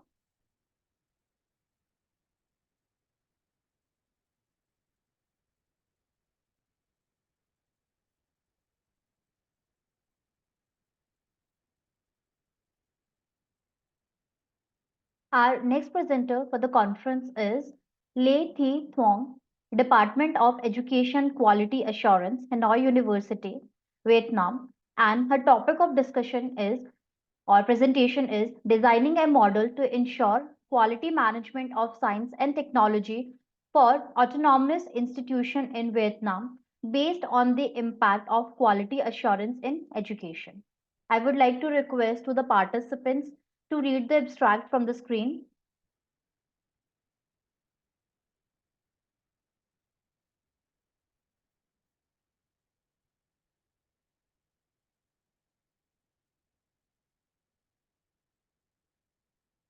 Okay, so let's see the presentation of Lê Thi.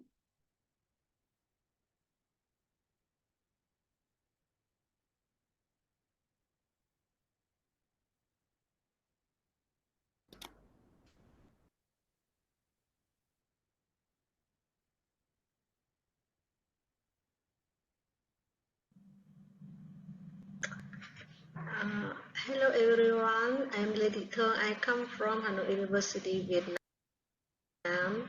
As a snipe as a conference organizing committee in 2003, I will present the topic, a model to ensure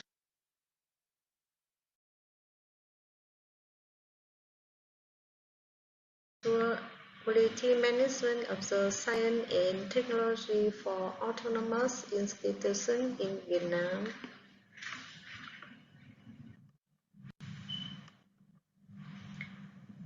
The main content of the article is below. Overview of education quality accreditation, university autonomy in Vietnam, proposing a research model.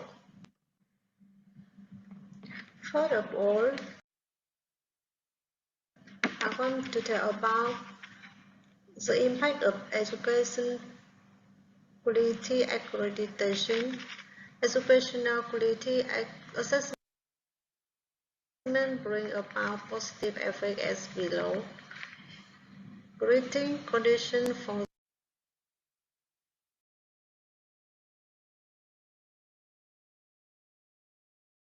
the culture change in management and evaluation, improvement through external recommendation, increasing the involvement of the various stakeholders in the quality discourse.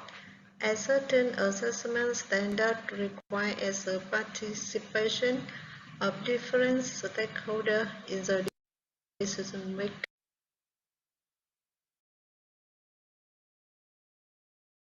process.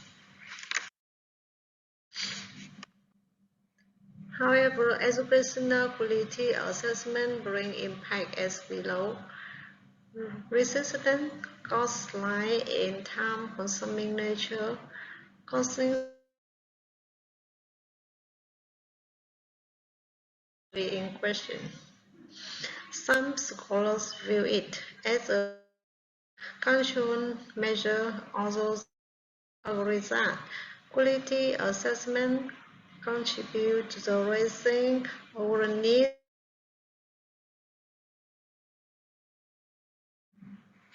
Now, I'll tell about university autonomy in Vietnam.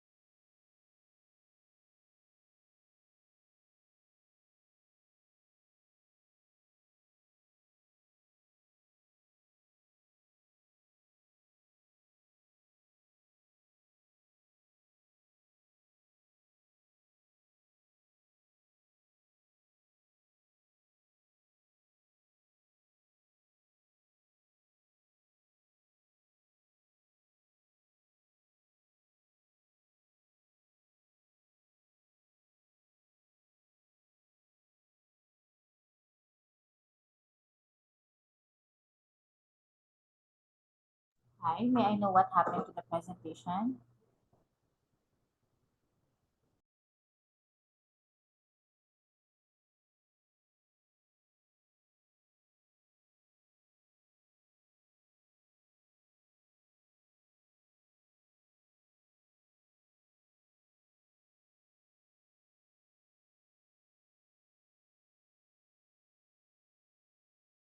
In Vietnam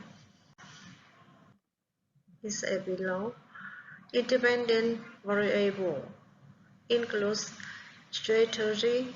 It means establishing a system to develop research policies, concretizing the process of monitoring, complement with research policy through documentation, dissemination, and implementation, regularly reviewing research policies, improvement research policies to increase the effectiveness of education institutions, meeting the needs and satisfaction of the stakeholder.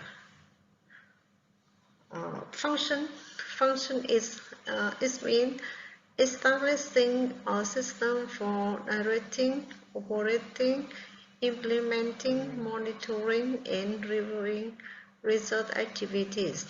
The quality of research, personal research resources, and related research activity. Implementing strategy to seek funding to research.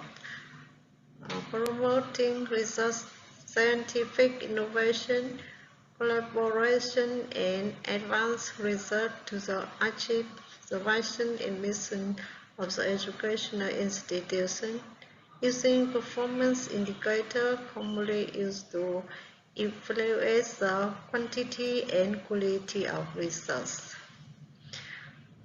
Results of activities. It means establishing, monitoring, and comparing the type and quantities of research conducted by faculty and research staff to improve. Establishing, monitoring, and comparing the type and quantity of the research conducted by students to improve. Scientific publication, including citation to improve.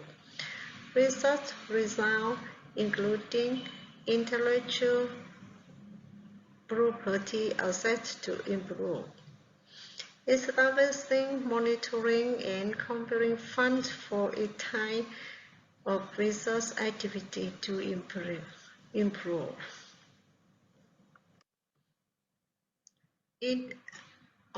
Dependent variable concludes as below. State management is mean achievement, gender, and equality in scientific research at autonomous university. Policies for researcher incentive in education institution. The level of the economic autonomy of the education institution, the economic autonomy of education institution need to be policy-oriented, defining the role of faculty in the academic administration, quality of administrative support for scientific research. Professional management is mean result of the scientific activity of faculty, researcher, and student, result of the technology transfer of products. Connect management is mean result of the fundings for scientific research, result of the establishing and start-up ecosystem and linking research result to the real-life application, result of the connecting research with teaching. Model is below. Dear listener, after researching, I have two conclusions as below. The proposed quality assurance framework for research management provides a tool of the actualize the quality of science and technology management as autonomous university in Vietnam. University need to be considered the university as living system composed of many subsystems, and the subsystems continuously interact with each other and exchange with the external system. Therefore, the university needs to integrate real-life practice into the education environment by the understanding and effectively implementing state policies on science and technology management, as well as education quality assurance policies. Thank you for listening.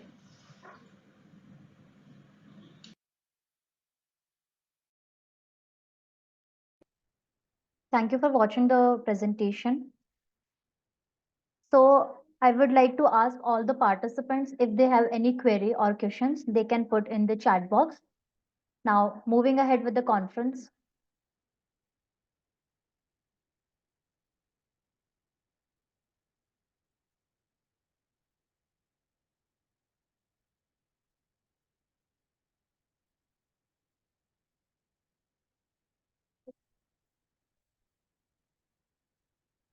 Our next presenter for the conference is Hamad Al-Shehi, Institute of Islam Hadari, Core Area, Management, Economics and Business, National University of Malaysia, UKM, Malaysia. And his topic of presentation is the impact of risk management on the performance of construction projects. I would like to ask all the participants to read the abstract from the screen.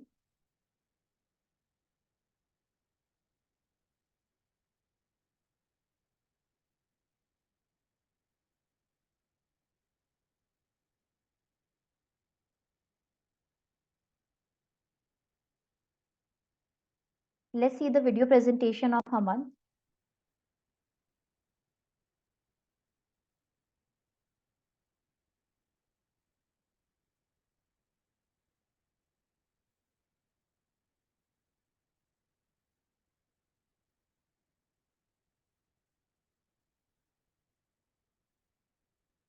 Hello, I am Alejandro and I'm going.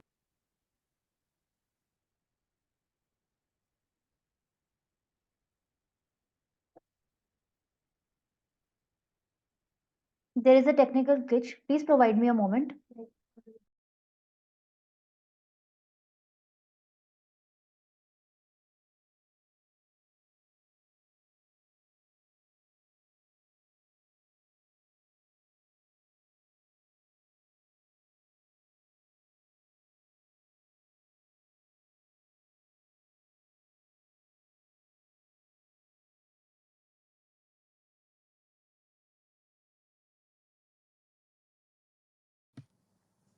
Hello everyone, it's nice to meet you all. My name is Hamid Al-Shihi and I am a second year PhD student at the National University of Malaysia. My goal is to present a research paper related to my thesis, which is titled The Impact of Risk Management on the Performance of Construction Projects. And I am writing the research under the supervision of Dr. Rozia Siddiq and Ermi Rosal. In this slide, I have mentioned the introduction part. There is a vital role of risk management in the construction industry. It influences the outcomes of the project along with its success. In this sector, risks are inherited because of scale, involvement of various stakeholders, and complexity. This research aims to investigate deeply the intricate association between the strategies of risk management and the overall performance of construction projects. Now I have mentioned the research questions and objectives, which includes to evaluate how early risk identification in construction projects is related to schedule, quality, outcomes, and cost. To quantify the measurable impacts of the various risk mitigation strategies on the construction project success in terms of stakeholder satisfaction, duration, and budget. This research is very important in the construction industry and the broader project management domains. Next, I have mentioned the theory. The contingency theory contributes valuable sides to acknowledging the dynamic interlink between risk management strategies and the project performance in construction. Moreover, at its depth, contingency theory and advances that there is no one-size-fits-all approach. Instead, strategies efficiency depends upon a given situation's exceptional circumstances.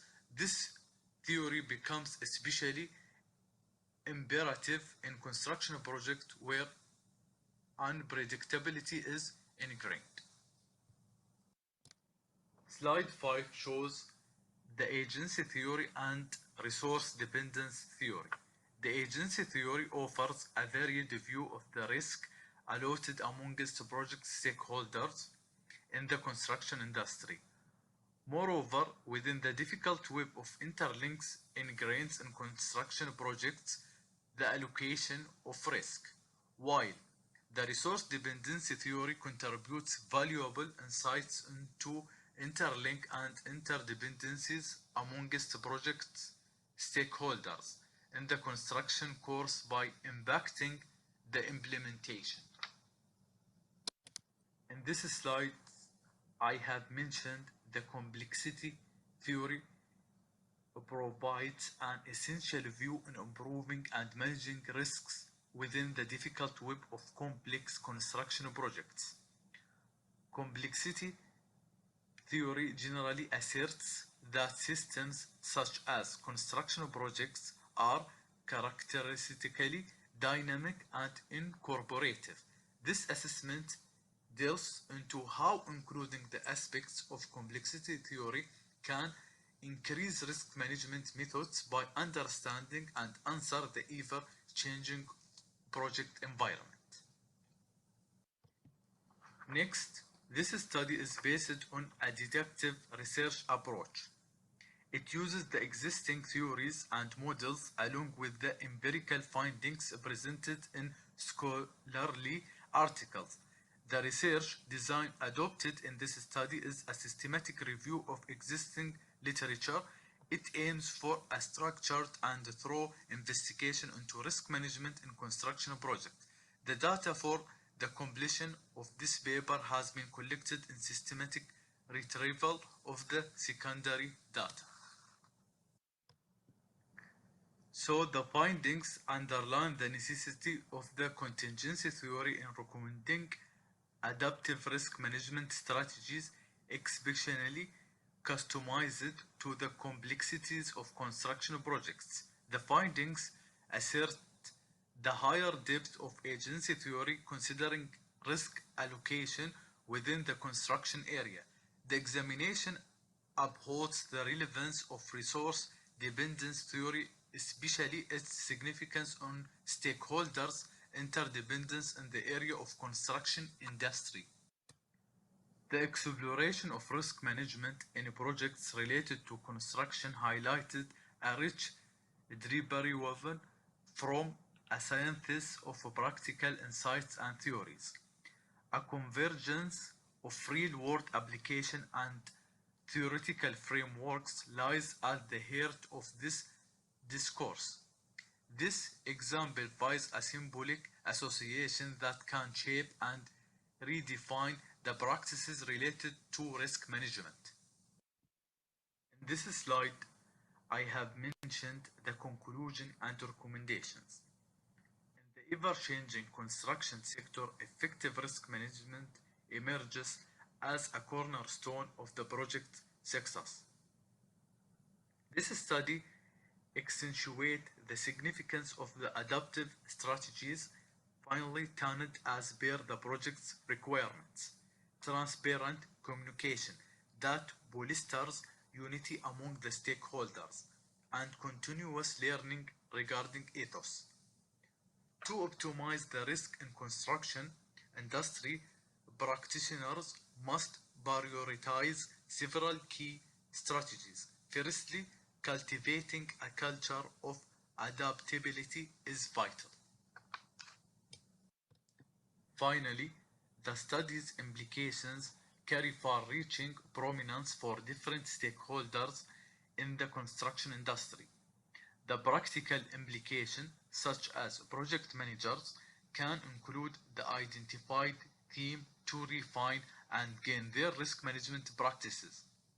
The study signifies that stakeholders' interdependence and mutual dependency have direct executions for decision making included in project planning and implications. Entities within the construction segment can utilize the study's implications. And this slide shows the reference list. Thank you for listening. Thank you so much for a wonderful presentation. If any participants have any query or questions regarding the presentation, they can put their query in the chat box. So let's move ahead with the conference.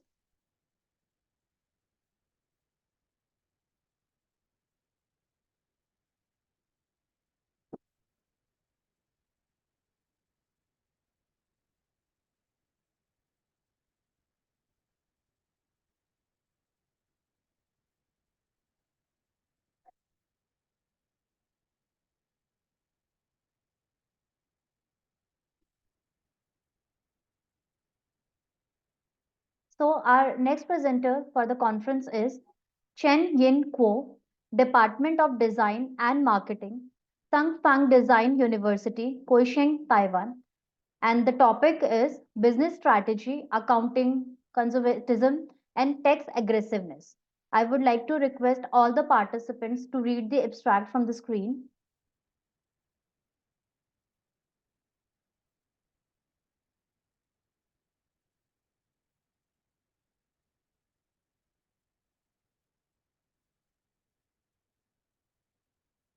So let's watch the video presentation.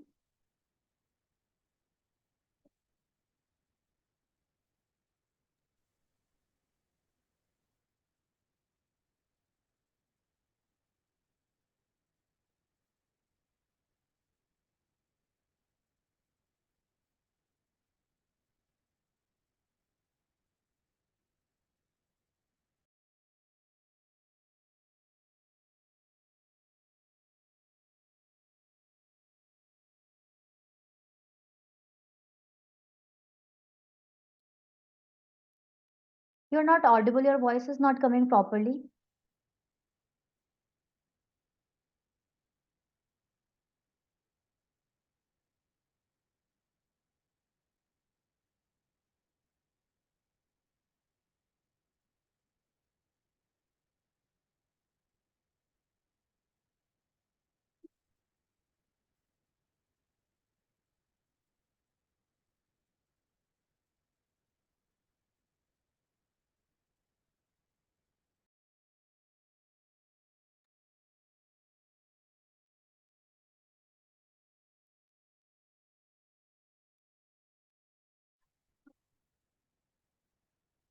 Allow me a moment. Let me play the video. Can you hear me? Yes, you're audible. Okay, I shared my introduction, Sorry. my presentation. Yes, yes, it is visible on the screen.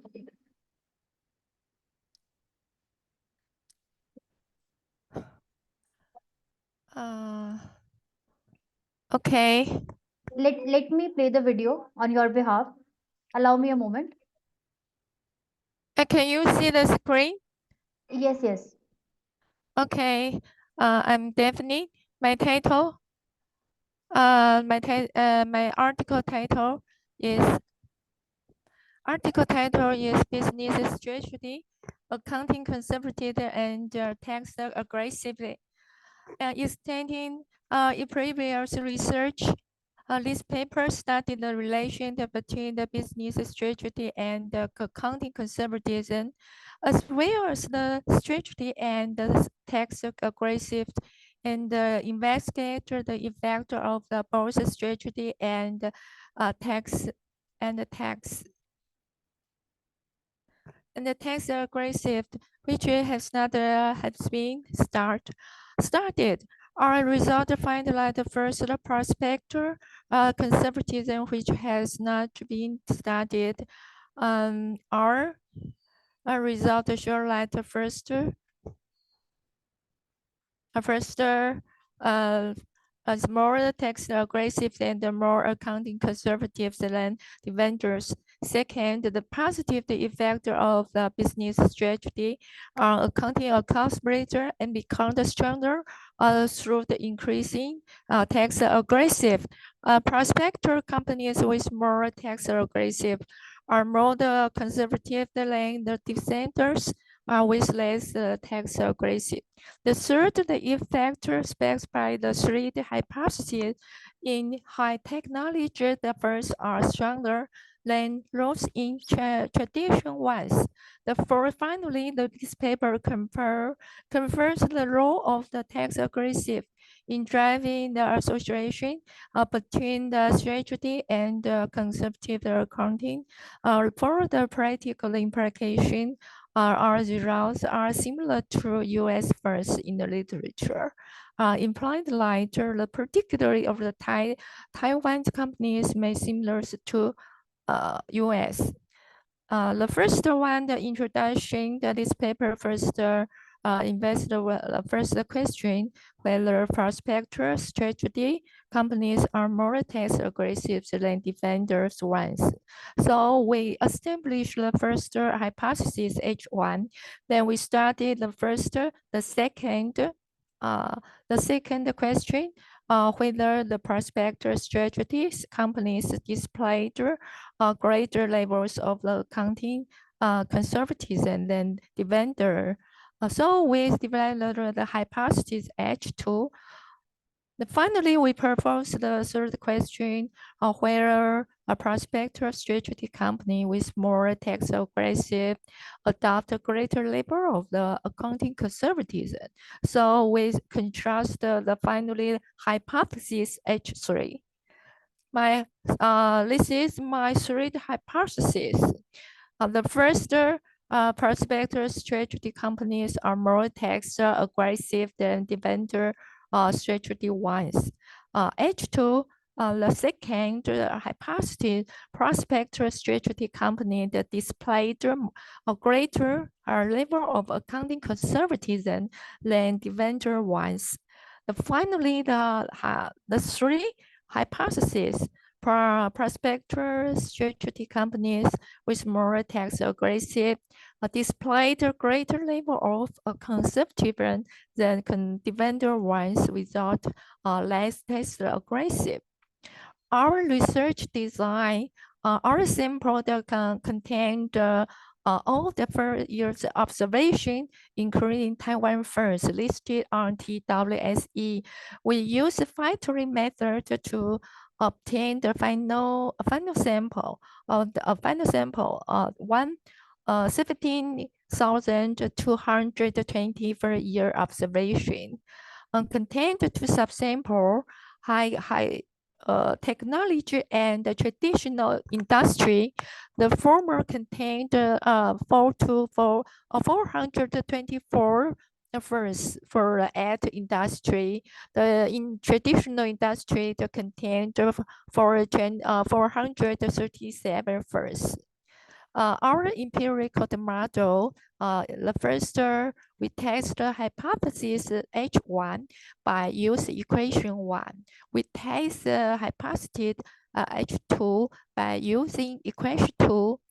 Finally, we test the hypothesis H3 by using equation 3. So my conclusion is extending the literature. This paid article studied the effect of the business strategy on conservatism and the effect of the business strategy on tax aggressiveness, and further explored the effect of the false business strategy and the tax aggressives on accounting conservatism. Namely, we study whether prospector companies with more tax aggressive are more accounting conservative than the vendor companies. Oh, thank you for listening.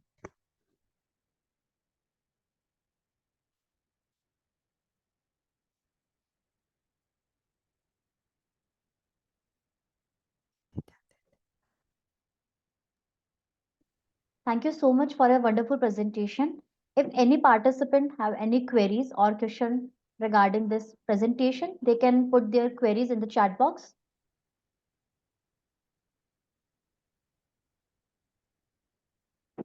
So let's move ahead with the conference now.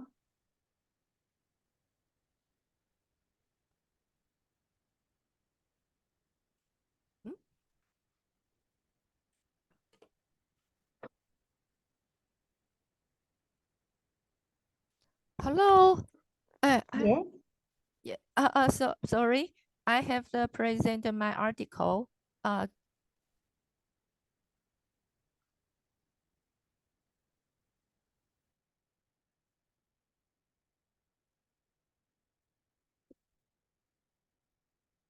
I audible? Yes, you are. Okay, thank you. So let's move ahead with the conference. So our next presenter for this conference is Juris Ponyo, College of Business Studies, Don Honorio, Ventura State University, Baccalaureate Philippines. And her topic of presentation is Work-Life Balance as Meditator Between Financial Well-Being and Turnover Intention, moderated by Work Sector of Employees in Central Luzon, Philippines. I would like to ask all the participants to read the abstract from the screen.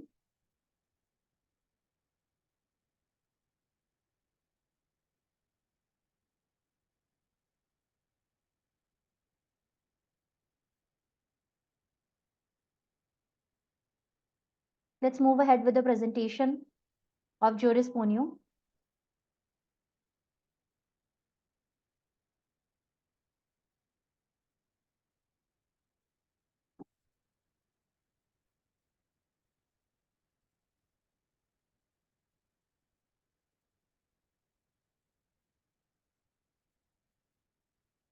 Hello.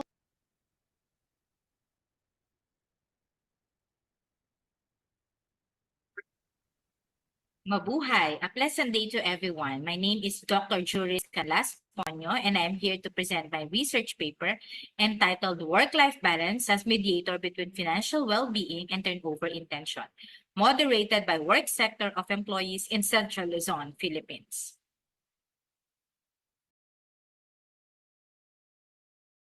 I am an associate professor at Don Honorio Ventura State University under the College of Business Studies and the Graduate School.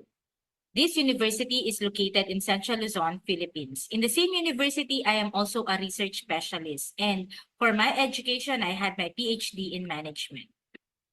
For the background of the study, human resources are the most valuable and unique assets of an organization.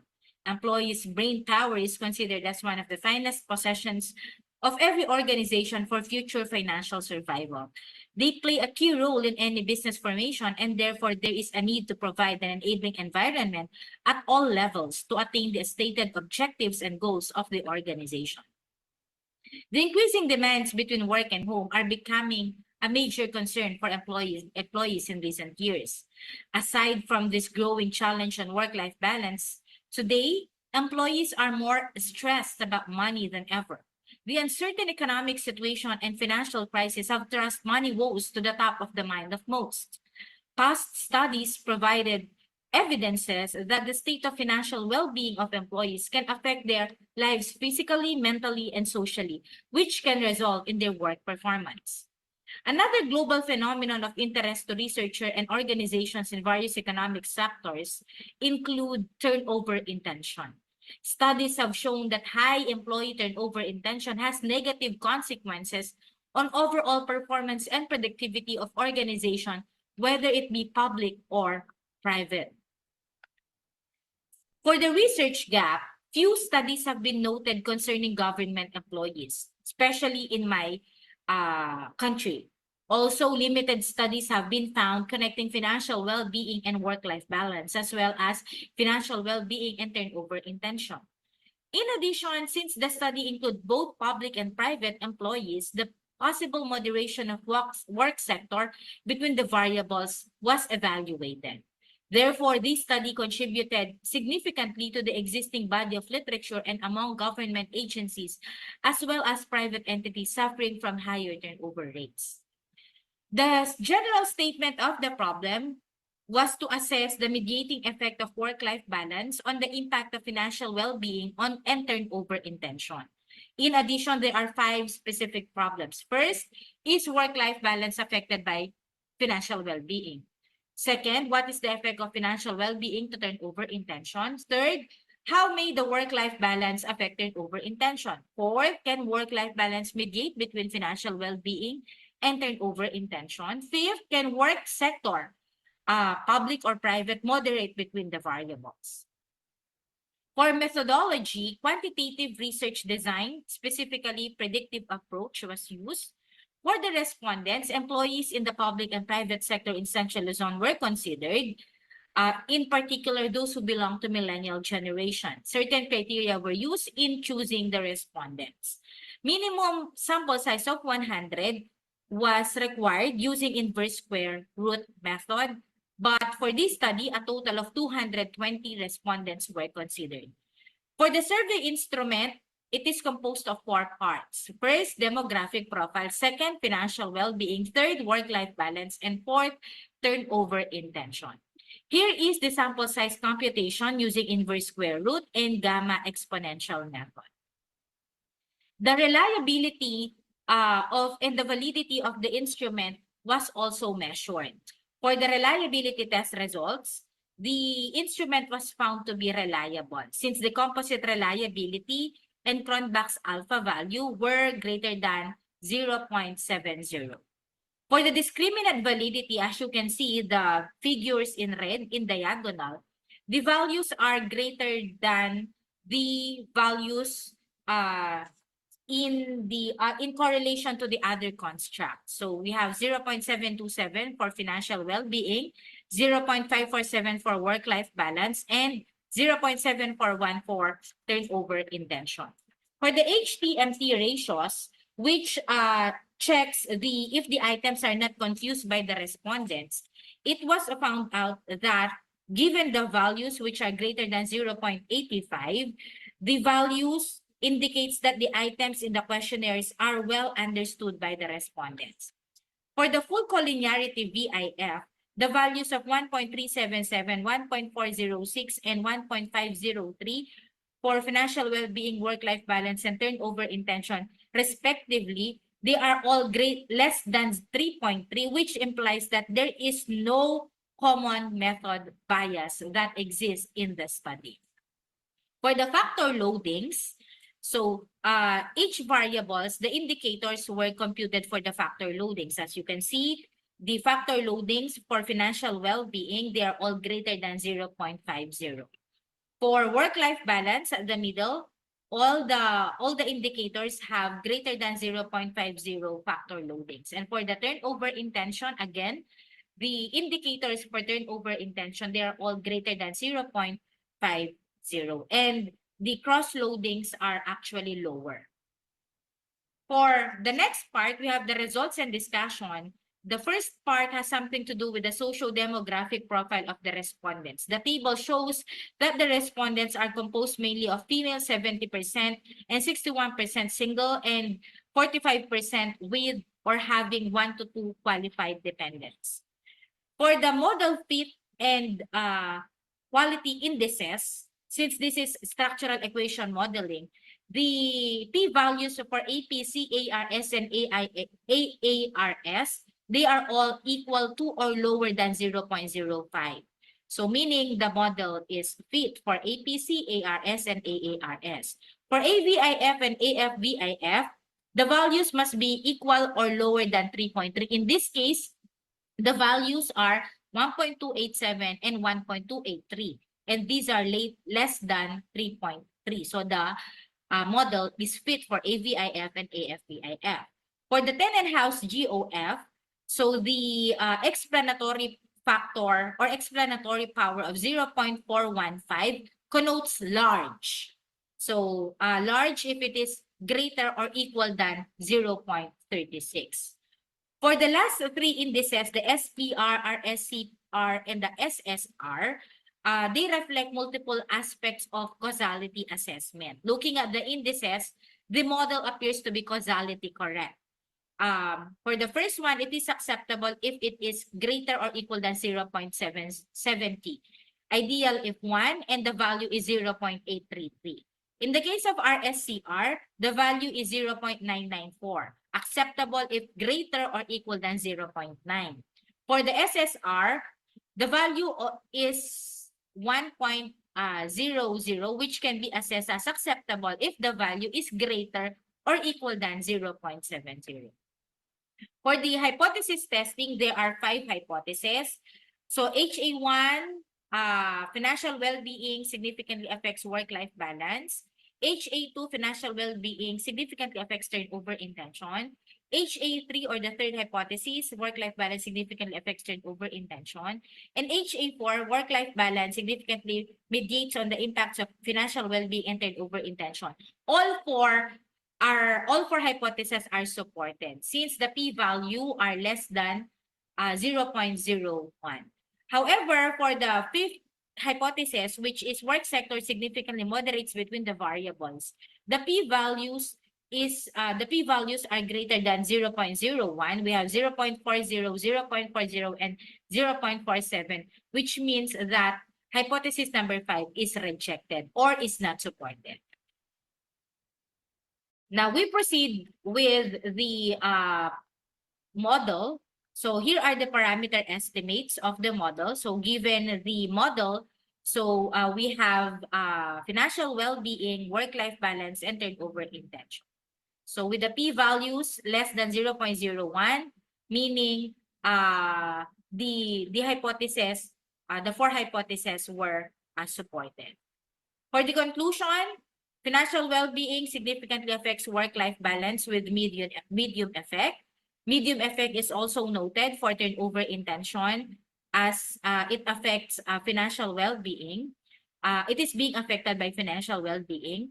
For work-life balance, the effect of it on turnover intention is also medium effect given its effect size. And work-life balance partially mediates financial well-being and turnover intention. Partial mediation meaning that work-life balance is only responsible for a part of the relationship between the financial well-being and turnover intention. And for the fifth conclusion, work sector is not a moderator among the variables under study since the p-value that was computed is greater than 0.01. For the recommendations, it is recommended to address issues on financial well-being. Financial education programs may be introduced in either public and private institutions. So we may incorporate financial education in company-initiated orientation, trainings, and seminar. For work-life balance, since millennials prefer employment with flexibility, so they may succeed outside of the office. So working remotely, working somewhere else, or whenever applicable and possible, may be introduced in to address the issues of millennials in work-life balance. For turnover intention, it is very crucial to comprehend what drives this generation of workers and how to encourage them to stick with their existing employers. So basically, in this study, factors like financial well-being and a work-life balance were found to be significantly, they affect turnover intention. And last recommendation, future research may be conducted using mixed methods of research, which means that qualitative research may be embedded in the findings. And also, other generations may be utilized as respondents or participants. So here are my references. And of course, acknowledgement and appreciation is being extended to Don Honorio Ventura State University, my institution, various public agencies, private companies, Dr. Amora, College of Business Studies, the Graduate School, and of course, Eurasia for giving me the opportunity to share this research paper in your prestigious event. Thank you and God bless everyone. Have a nice day. Thank you so much for a wonderful presentation. So if any participant have any query regarding the presentation, they can ask her directly or put their queries in the chat box. Hi, today I'm going to talk about harmonizing economic growth and environmental information decoupling from prosperity.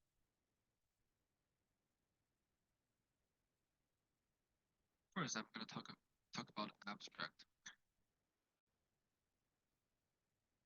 So moving ahead with the conference, thank you so much for a wonderful presentation.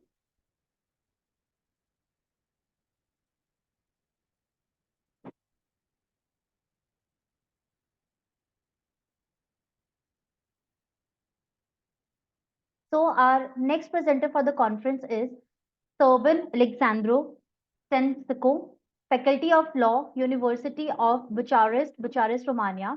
And the topic of presentation is the nationality of the arbitral sentence in international arbitration. I would like to ask all the participants to read the abstract from the screen.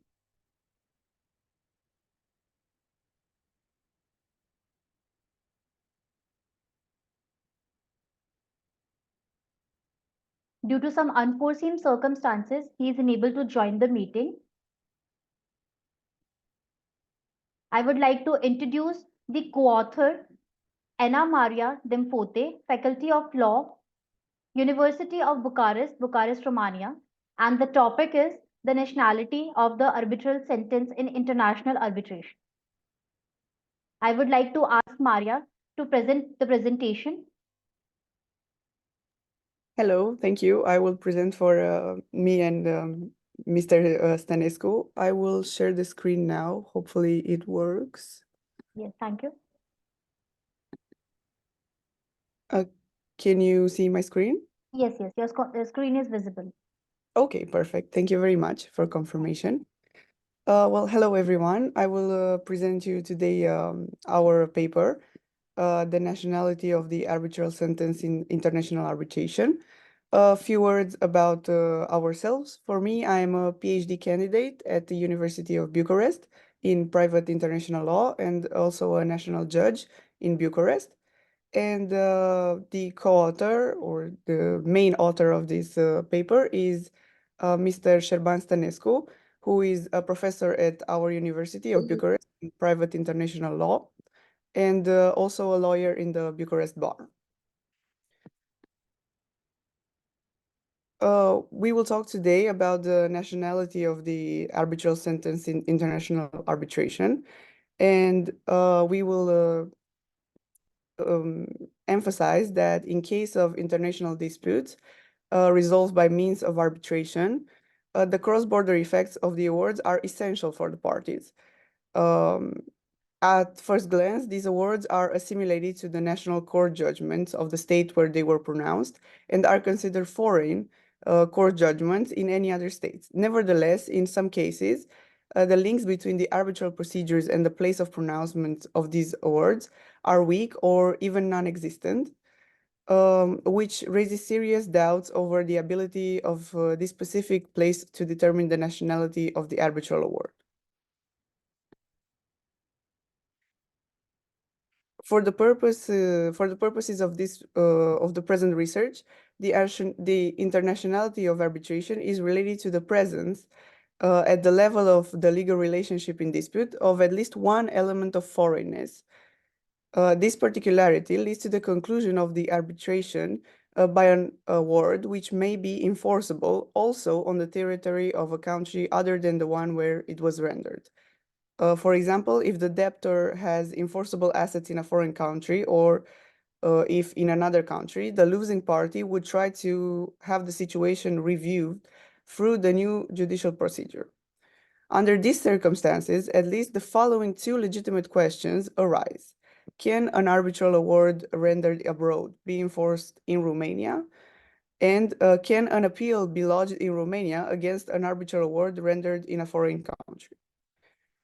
In order to answer the above questions, the starting point is to determine the nationality of the arbitral award, since a Romanian award can be enforced and set aside in Romania, whereas a foreign award can be enforced in Romania only after a procedure for recognition and declaration of enforceability has been completed, but no appeal for its annulment is available to the person concerned in Romania. Therefore, we have possible criteria for determining the nationality of the arbitral award.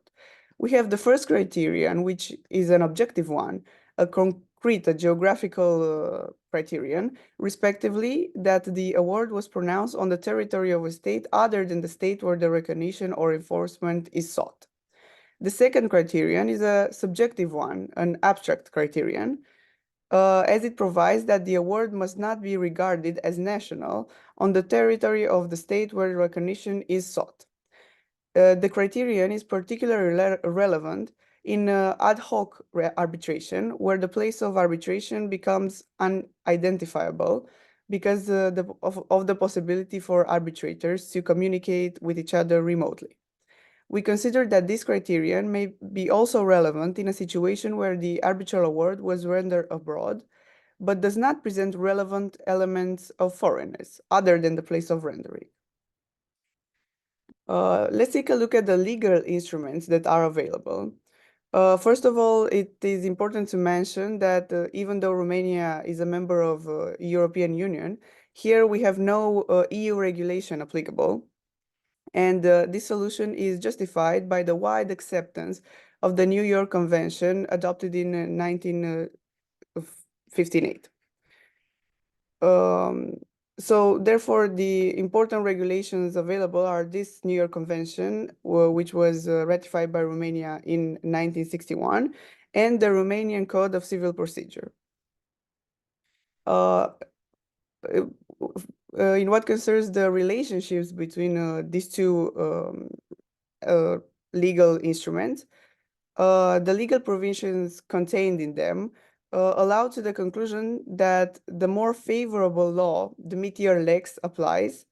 For example, the Normative Act, the New York Convention, or the Code of Civil Procedure, which provides for easier conditions for the recognition of the arbitral award.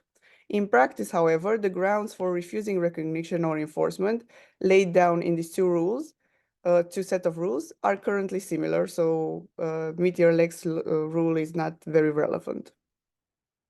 Now, it is important to know how these two acts determine the nationality of the arbitral award. What is qualified as foreign in an arbitral award? In the Romanian Civil Code of Procedure, two conditions must be met cumulatively, and those are that the arbitral award must be rendered in a foreign state. This legal criterion is therefore a geographical one, by reference to which an arbitral award rendered in Romania cannot be considered as foreign, even if relevant element of foreignness would suggest such a qualification. The second condition is that the award must not be considered national in Romania. This condition highlights the fact that the fulfillment of the geographical criterion specified above is necessary but not sufficient for an arbitral award to be considered foreign. It is thus possible that in a dispute without an element of foreignness, the parties may choose the place of arbitration in a foreign country because it's not prohibited. In such a case, we consider that the arbitral award must be considered national. On the other hand, the existence of additional elements of foreignness, such as the arbitral award being rendered accordingly to foreign procedural rules or by foreign arbitrators, may contribute to its qualification as a foreign award. In contrast, the New York Convention provides the same two conditions, but alternatively. In conclusion, an arbitral award rendered in Romania will always have Romanian nationality, so it will not be necessary in any case to go through a procedure for recognition and enforcement in Romania. Furthermore, the party dissatisfied with the award may bring an action for annulment against this arbitral award before the Romanian courts under the conditions provided in the Romanian Code of Civil Procedure. On the other hand, with regard to arbitration awards rendered abroad, the conclusions are more nuanced and depend on the existence or non-existence of relevant connecting factors between the award and the place where it was rendered. Clearly, the absence of any other elements of foreignness outside the place where the award was rendered determines its qualification as national. Conversely, the existence of elements additional to the place where the award was rendered that establish a specific link between this place to this place may contribute to its qualification as a foreign arbitral award. For example, foreign nationality of arbitrators or of some of them, application for the arbitration rules of the place of the award, etc. The foreign nationality of the arbitral award and not the place of its delivery abroad will determine the need to go through a procedure for its recognition or, where appropriate, for its enforcement if this is sought in Romania. Accordingly, the jurisdiction to settle a possible action for annulment of the foreign arbitral award will not belong to the Romanian jurisdiction, but to that of the state where the arbitral award was rendered. Thank you very much for your attention. And if you have any questions, we are very willingly to respond to it. Thank you so much for a wonderful presentation. If any participants have any query regarding the presentation, they can put their query in the chat box.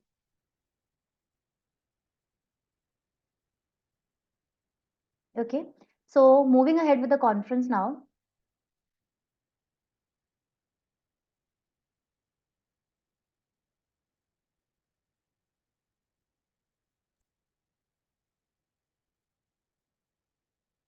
Our next presenter of the conference is Zihang Huang, FI number 1, High School in Hui, China. And the topic of presentation is Harmonizing Economic Growth and Environmental Preservation, Decoupling Pollution from Prosperity. I would like to ask all the participants to read the abstract.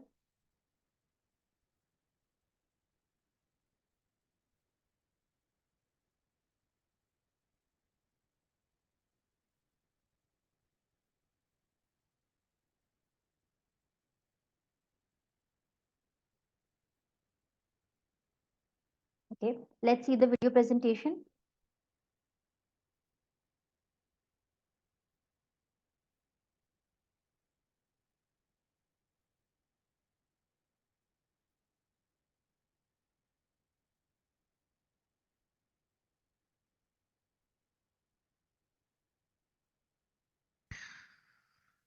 Hi, I'm Zihang Huang. Today I'm going to talk about harmonizing economic growth and environmental preservation, decoupling pollution from prosperity.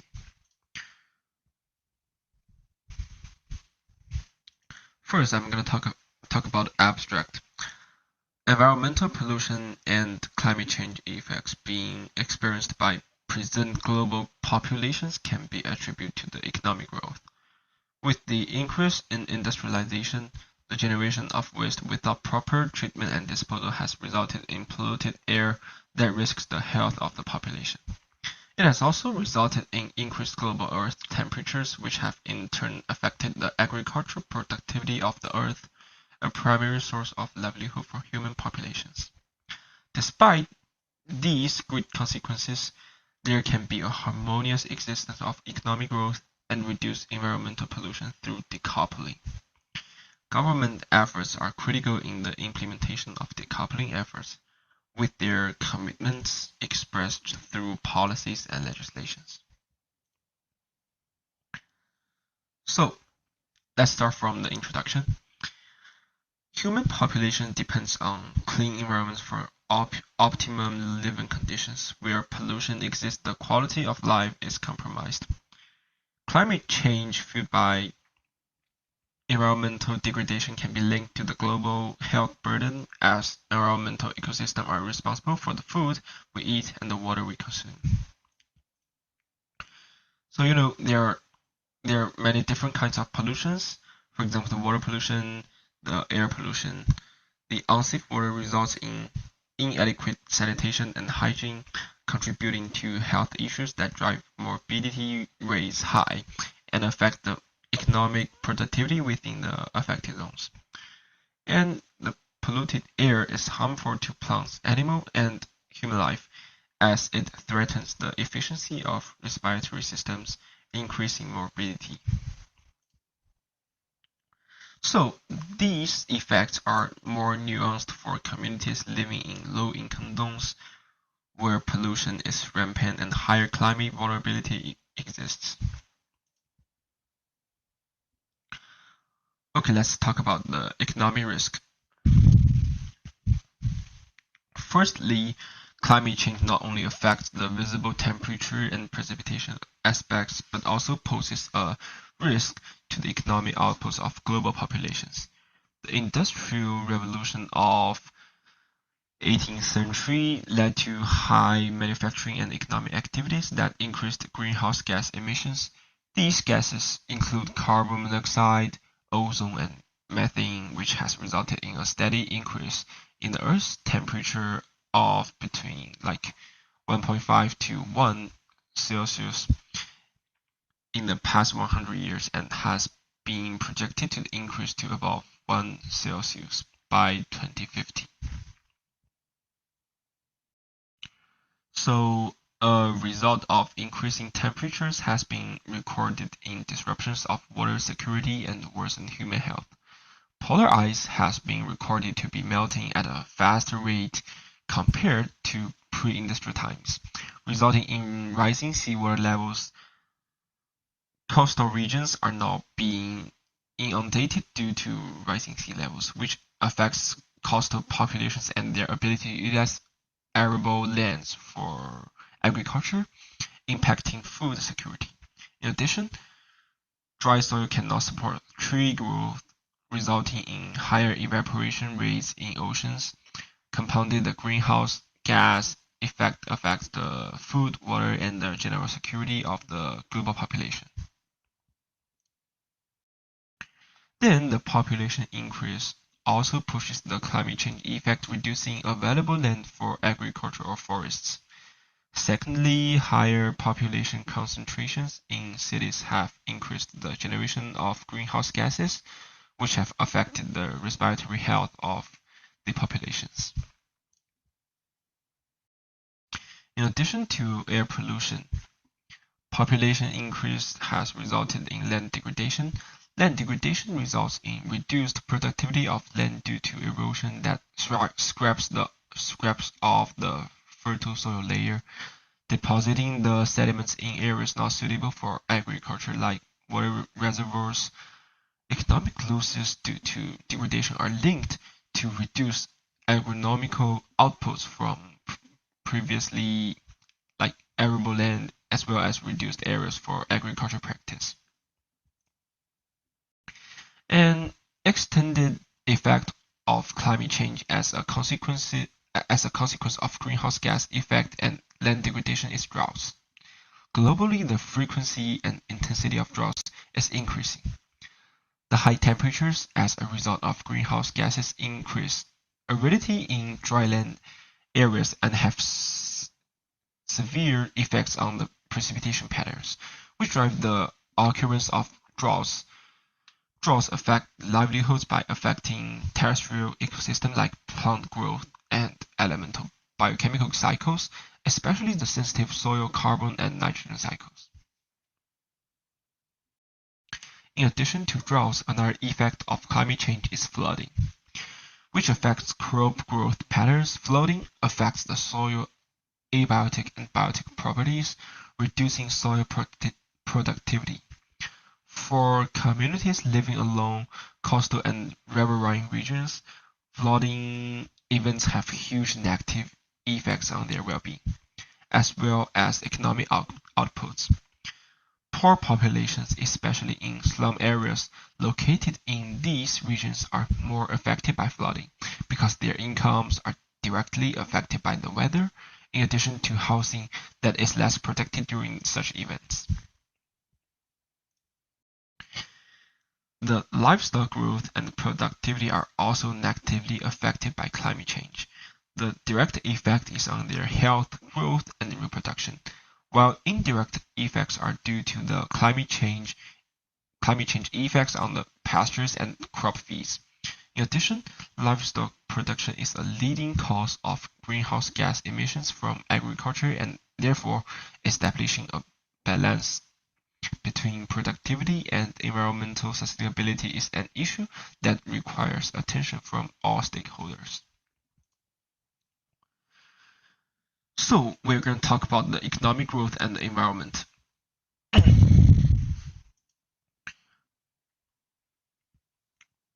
First, economic growth has been associated with negative impacts on environmental sustainability and the general well-being of ecosystems. Historically, industries have and continue to rely on energy sources to drive economic growth. Economic growth has boosted human development, but increased energy consumption, which has driven high demand for fossil fuels. And more environmental pollution experienced the increased temperatures negatively affect populations whose economic contributions is largely outdoors, while droughts affects agricultural yields. Population growth sparked by increased industrialization has also strained the environment due to increased demand for raw materials to sustain the development of these populations. The demand for raw materials has driven production costs higher and increased the amount of waste materials generated by the production processes, which negatively affects the environment through increased pollution. Economic growth could embrace sustainability by using sustainable energy development. Sustainable energy development is presently a goal of many countries that seek to promote energy equity, energy security, and energy environmental sustainability. So debates on the environmental sustainability and economic growth have given rise to strategies referred to as decoupling, relative or absolute. And Solomon and others explain that decoupling refers to the process of disentangling industrial growth from emissions level initially associated with it. Decoupling efforts are designated to each country responsible for the emissions and seek to reduce the annual emissions level during economic production, consequently reducing the negative environmental toll. After that, we're going to talk about the government policy.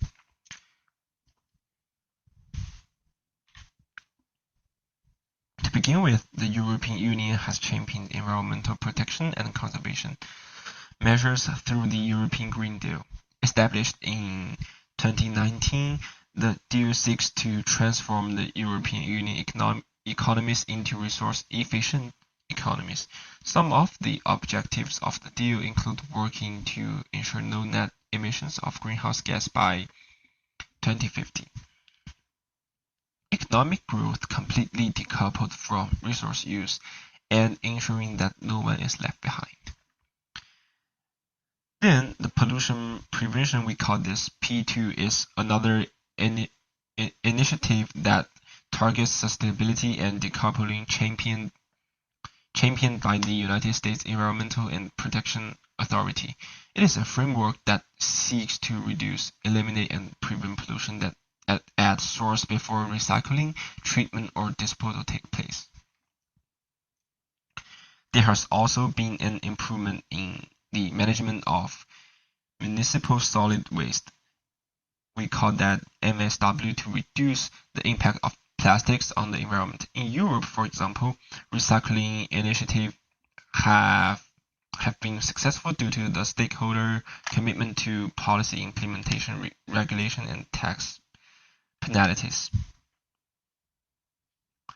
In ensuring that air pollution is tackled, the Pollution Prevention Act, we call it the PPA Act of 1990, pushes for air pollution prevention at the source.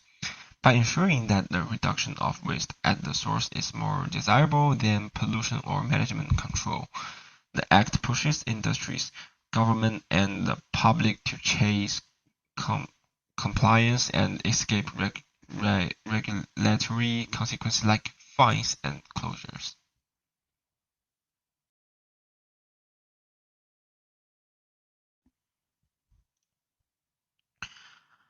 Okay, in conclusion, human life and its sustainability is directly tied to the environment, and the pollution thereof poses a risk to the well-being of global populations.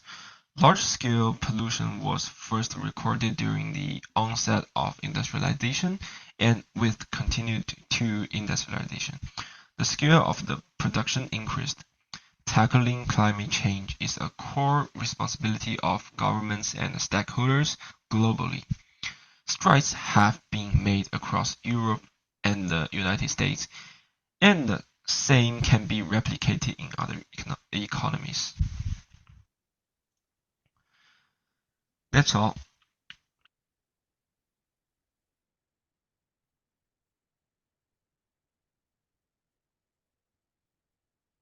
Thank you so much for a wonderful presentation.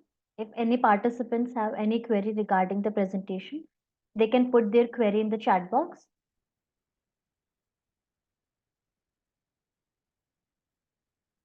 Okay, so moving ahead with the conference now.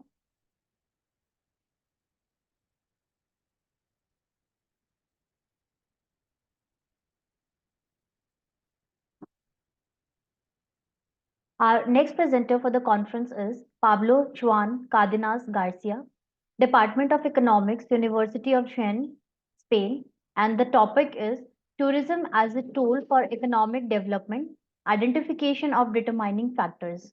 I would like to ask all the participants to read the abstract from the screen.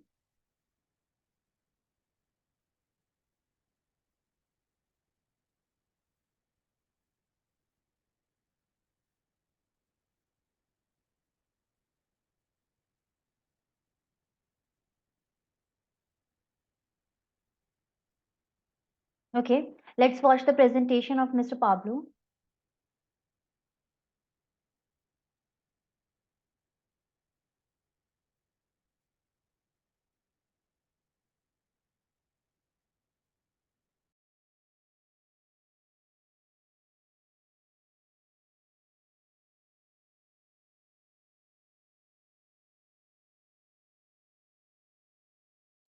Allow me a moment, there is a technical glitch.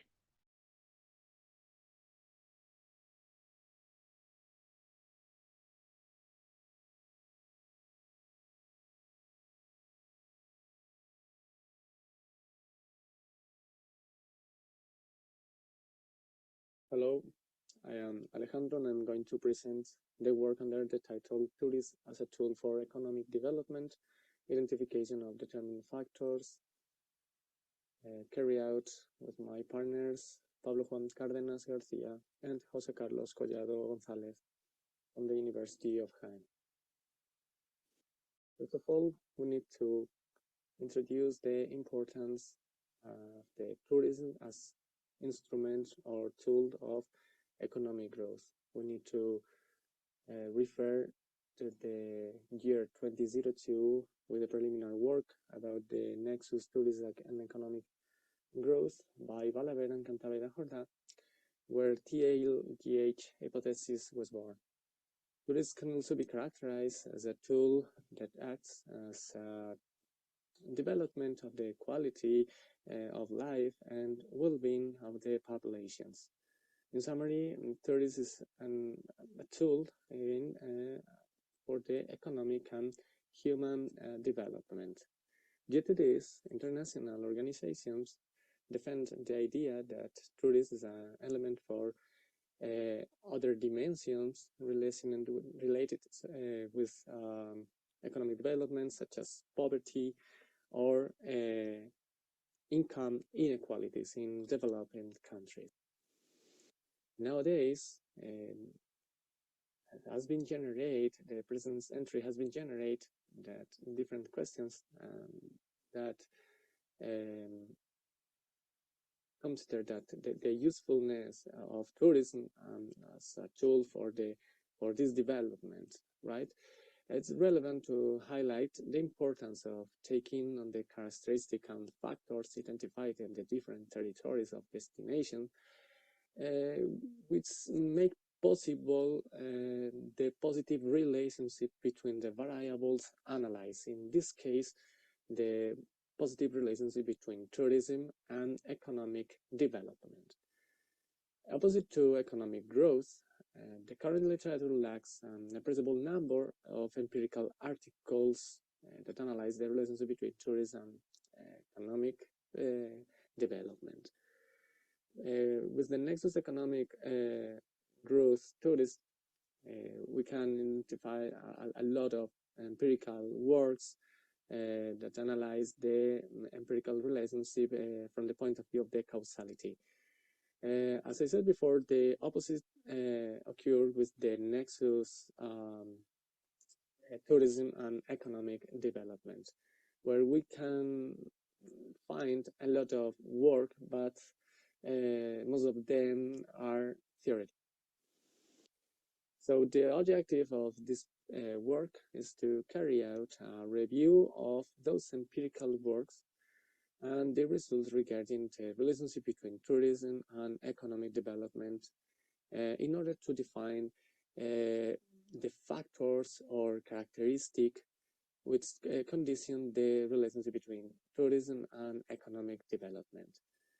Thanks to this identification, we can avoid the different keys for countries to be able to formulate social and economic policies focused on tourism in order to be more attractive for the visitors.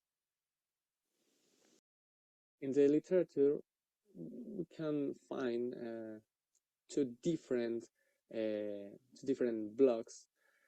On the one hand, we can find others agree with the idea that economic development is promoted by tourism. But this is capable of contributing to something more general than economic growth, at least. In this case, economic development, as I said. But on the other hand, other authors present different limitations or different conditions to this affirmation, for example. Thus limiting the ability to attract to the detriment of other sectors, difficulty controlling local resources and the impact on the natural environment, which is one of the most negative impact produced by tourism. In summary, tourism has positive and negative impacts, and governments need to reduce the negative impacts and take advantage of positive. Negative impacts, such as related with the environment, the overcrowding of cities, and taking advantage of positive, such as the positive or good consequences for the economy in general, of the well-being population, or the quality of life, or reduce the poverty, for example. Despite the existence of these opposing positions, it should be noted that most of these studies lack empirical methodology, as I said in the last slide. Most of them contribute from the point of view of the theoretical contents. Everything seems to indicate that the characteristics of each country significantly influence the capacity of tourism to generate economic development. For example, when we analyze the countries as like Ecuador, where with bigger budget destined to educations, produce a good relationship between tourism and economic development. So, to clarify the idea of this work, the main purpose, as I said, is to analyze the relationship between tourism and economic development, as well as to identify the determinant factors that make possible the positive relationship between these variables. To reach this, we did a search and the data collection across the databases corpus, because this database is one of the most important, with more prestigious in the world. We only exclude the articles from the point of view of theoretical content, and we validate 7 articles, 7 empirical articles. In this slide, we can check a table to collect the different destinations, analyze and determinant factors. For example, in the column to the right, we can see the level of development, education, and health as a component of Human Development Index. The insularity, which is a very important characteristic of some countries, because produce or better says, the insularity promotes the attractive of the destination. Territorial locations or infrastructure and transport or other sectors are other determinants of the positive relationship. Also, different events, as we will see in the next slide, or conversion of the national economy plays an essential role in the relationship between the variables analyzed. In this slide, we can see the different results obtained after the analysis of the different papers collected from the corpus. First of all, the ball triangle considered that a good territorial locations along the Val River produced the best scenario to the positive relationship between the variables. Another example is the Football World Cup in 2010, as we remember, in South Africa, thanks to the celebration of an international event, such important like a Football World Cup, is very important to the country, because increases the number of visitors and promotes, for example, the creation of new jobs, or definitely increase the quality of life of the residents thanks to the income.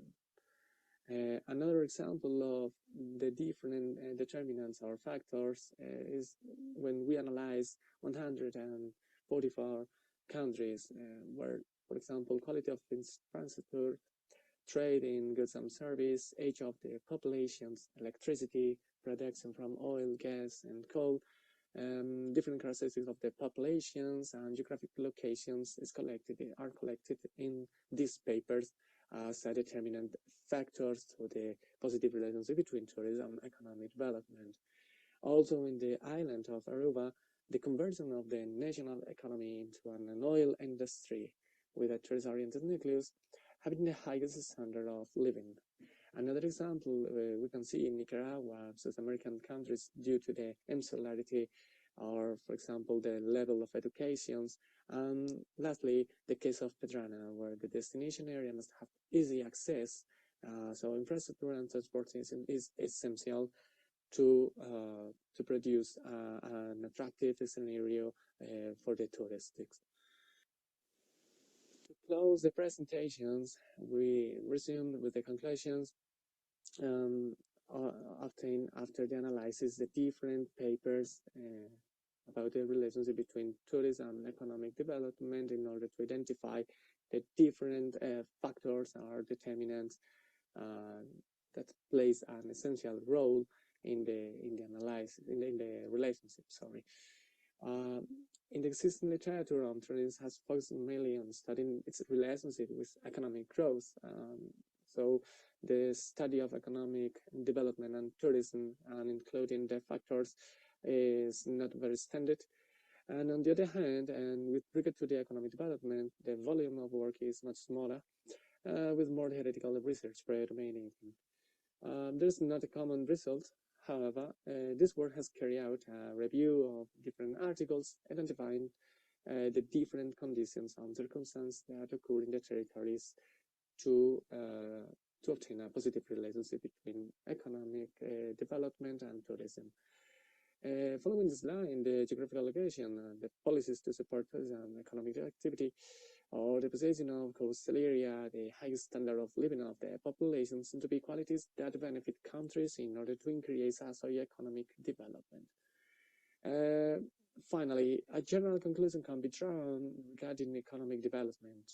Tourism is not a tool that has an immediate effect. It's not a magic tool for the economy in general for the countries, but in certain places it can have a great impact depending on the characteristic of the destination's territory.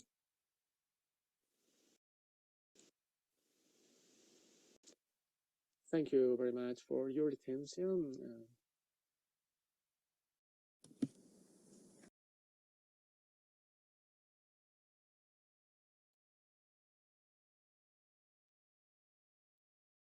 Thank you so much for your wonderful presentation. If any participants have any query regarding the presentation, they can put their queries in the chat box.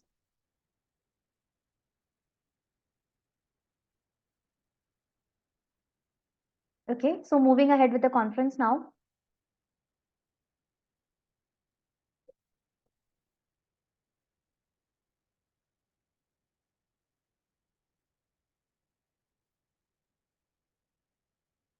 So our next presenter for the conference is Mohammad El-Girani, Faculty of Engineering, King Abdulaziz University, Jeddah, Saudi Arabia.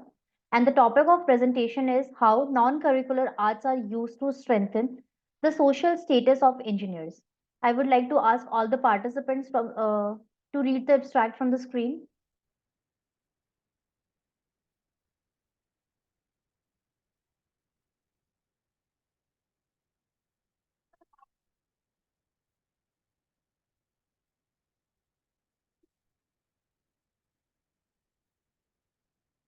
Okay, so I would like to ask Mohammad Al-Girani to present live.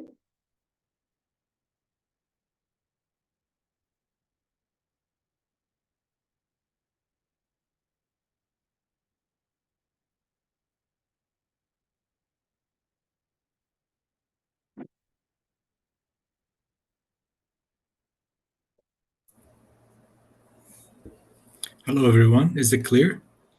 Yes, yes. Is the presentation showing? Yes, your presentation is visible and your voice is also coming properly. Thank you. I'll start now.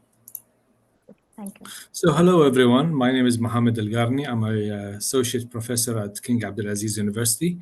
Today I'll be presenting title my recent research regarding the non-curricular arts that I used to strengthen the social status of engineers, and this is related to my area where I do work with the Deanship of Student Affairs and very close to the students' non-curricular activities, and I try to uh, have these skills incorporated in the social status for the engineers in my college. As a beginning, the engineers have long been celebrated for their technical expertise. However, they have their social standing can sometimes suffer from the stereotypes of being solely analytical and lacking in creative and emotional intelligence. While technical skills are undoubtedly essential, adding these non-curricular arts can significantly enhance the social status for engineers by fostering various crucial skills and fostering a more well-rounded public image. So the primary benefits of the non-circular arts lies in the ongoing engagement which with the chosen artistic practice, and whether these is dedicated in few hours weekly to painting, joining a community, or participating in local theater productions, or consistent involvement allows the engineers to reap the benefits discussed above. So the first thing is how demonstrating creative strength, so social status of fresh engineers. So this will be I will be talking about the creativity skills to engineers, how this will strengthen their social status. So standing out from the crowd, having this skill was shown very clearly that this can be done through various means, such as presenting unique solutions to problems during the job interviews, and also developing an innovative personal projects outside their work, and also participating in hackathons or design competitions, which we see around the world very much. And we encourage all engineer students to join these hackathons and design competitions, contributing new ideas to existing projects within their first job. And also demonstrating the second one is building the social connections, such as the sparking conversation and fostering a sense of shared interest and creating opportunities for collaboration on projects, and also the showing the willingness to take risks and experiment, which can be seen as an attractive quality for this is based on the study we have the questionnaire we have studied, and also finally the demonstrating an openness to new ideas and perspectives, fostering positive social interaction. The second part is how effective the communication and storytelling strengthen the social studies for fresh engineers. Also, this is one of the skills that we try to enhance in students, as we saw that this was one of the skills that was raised by the workforce. So the engineering projects often rely heavily on collaboration across diverse teams. So strong communication skill allow engineers to effectively share information, listen actively, and resolve conflicts constructively. And also, the additional storytelling can be used to inspire and motivate team members by sharing compelling narratives about the project's purpose and potential impact. So this is one of the skills that was seen that could help engineers to raise up the management ladder. And also the third one is the leadership potential and influence. The effective communication and storytelling are essential for the leadership skill. The engineers who can clearly articulate a vision will find this more likely to be perceived as a potential leader. Also, the additional using compelling storylines can inspire and influence others to support their ideas and initiatives. This is all related to the team management or the leadership skill for the engineers. The fourth thing is how collaboration and empathy strengthen the social status of fresh engineers. So the first thing I'll be talking about is collaboration as a social bridge. The building a strong teams. The engineering endeavor rarely thrive in isolation. Collaboration shows engineers to leverage diverse strengths, experience, and perspectives within a team, and also by actively listening, effectively communicating their ideas, and readily supporting colleagues, fresh engineers, demonstrating their values as collaboratives, fostering trust and respect within the team. And this is one of the skills that was highlighted by many companies, that if an engineer does trust and gain respect of the team, that he will excel in the management ladder. Well, the last thing is the shared success and recognition. The engineers, when the project involves successful collaboration, the achievement becomes a collective effort, spreading recognition and appreciation across the team members. This should be enhanced in his skills during his studies in his undergrad level. About the empathy, the key to effective connections. Of course, empathy is one of the skills or the things that the engineer should show to his team. Understanding others' perspective. By cultivating empathy, engineers learn to see the world through others' eyes, understanding their needs and concerns, and appreciate their viewpoints and their circumstances. This allows them to build a rapport with colleagues, clients, and stakeholders, fostering strong social connections and collaboration. Of course, this is one of the properties of a successful engineer that needs to be enhanced during his studies in the undergrad level, where he can see that these skills is presented by their professors and their leaders in the undergrad level. So, as a summary and conclusions, while technical skills are crucial, of course, fresh engineers can significantly strengthen their social standing by investing in non-curricular areas, engaging in the arts, fostering communication, collaboration, and problem-solving skills, all essential for navigating the social landscape of an engineer. And the second point in my summary is the strong communication and storytelling are very powerful tools for engineers. Effective communication, fostering trust and collaboration within teams, while storytelling builds rapport and influence. The last important point for emphasizing the skills for future engineers, prioritizing collaboration and empathy is crucial for building meaningful connections. By being effective team players and demonstrating empathy, engineers contribute to a positive and productive work environment. So by this, I reach the end of my presentation. And I thank you so much for accepting my paper and my presentation. And I'm free for any questions. Thank you. Thank you. Thank you so much for your wonderful presentation.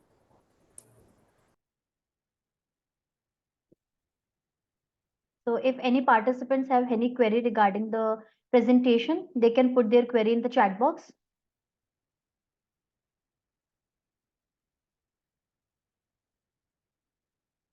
I would like to ask Mr. Mohammad Aldirani to stop sharing his screen. Okay, 1 second, sorry. Sure. Thank you so much. So moving ahead with the conference now.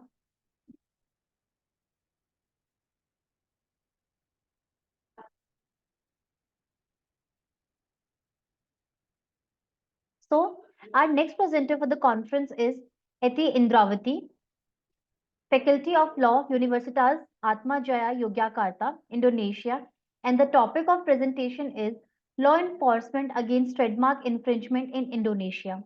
I would like to ask all the participants to read the abstract from the screen.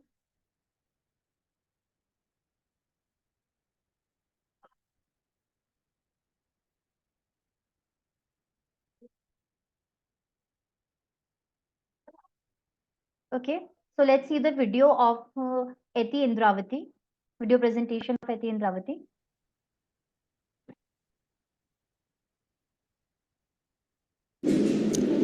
Good afternoon, ladies and gentlemen. Thank you so much for the opportunity that has been given to me to present my paper with a subject or with the title, Law Enforcement Against Trademark Infringements in Indonesia.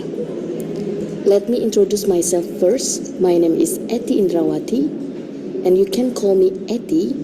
I'm a lecturer of Faculty of Law of Atmajaya Yogyakarta Law School. All right. Now I would like to present, or I would like to share what is the outline of my presentation.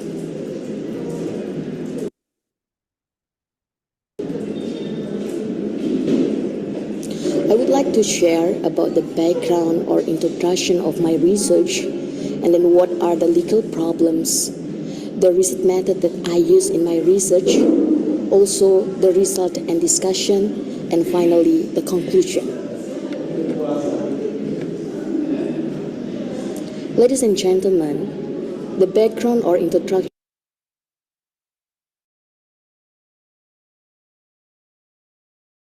of my research are: the first one, trademark as part of intellectual property right is one of the most important elements in the business world. The trademark protection is one form of legal certainty required by investors, both domestic and foreign. The legal certainty also expects law enforcement against trademark infringement. The number of trademark infringement that occurred in Indonesia from 2015 to 2023 shows an increased number or increased trend.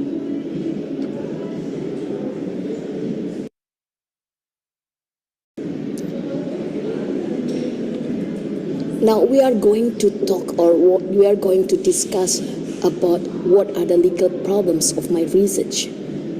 The first problems is what causes trademark infringement, especially in Indonesia. And the second legal problem is what efforts can be made to resolve and reduce the number of trademark infringements in Indonesia.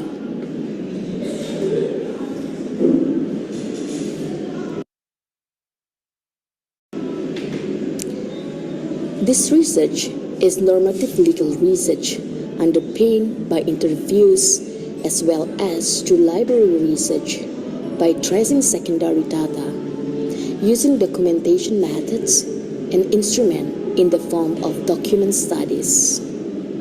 Interviews were conducted with resource persons using interview guidelines. Then, data were analyzed using qualitative analysis.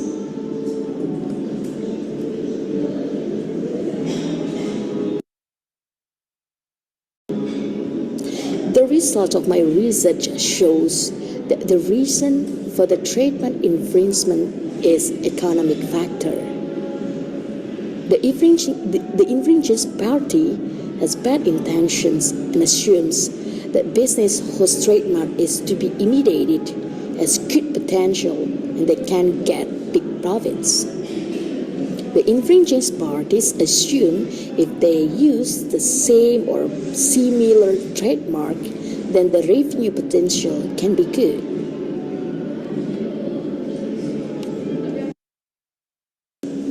Right now, I would like to share about the number of trademark infringement that occurred in Indonesia from 2015 to 2023.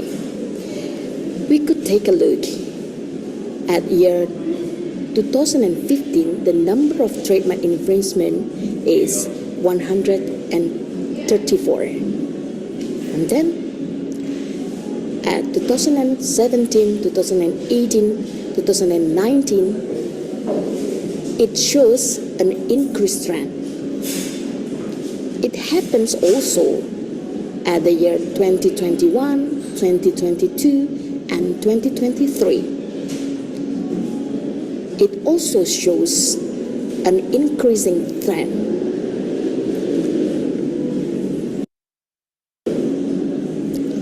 So we are going to discuss, or I would like to share about the second legal problems, how to prevent or how to resolve the trademark infringements in Indonesia. The party whose trademark is used by another party without rights needs to make a complaint about the trademark infringement, because the violation of intellectual property rights, including trademark infringements, is a complaint of violation that must be reported by the injured party to law enforcer. Besides that, the party whose trademark is used by another party without rights could file a civil lawsuit in the form of compensation to stop the use of the infringed mark.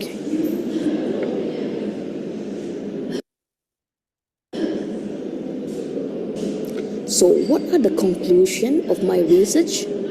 There are two results of this research. The first one is the research shows that the reason for the trademark infringement is economic factor, and the infringing party has bad intention and assumes that the business whose trademark is to be imitated has good potential and they could get big profits, and if they use the same or similar trademark, then the revenue potential can be good. The second is the party whose trademark is used by another party without rights needs to make a complaint about the trademark infringements and or file a civil lawsuit in the form of compensation to stop the use of the infringed mark. This research is expected to provide input to the government and law enforcers in Indonesia related to law enforcements against the trademark infringements that occurred in Indonesia. Thank you so much for your attention. See you and God bless us.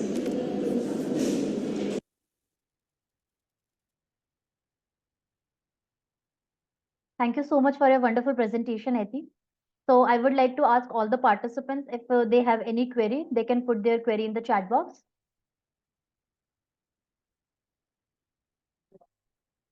Okay, so moving ahead with the conference now.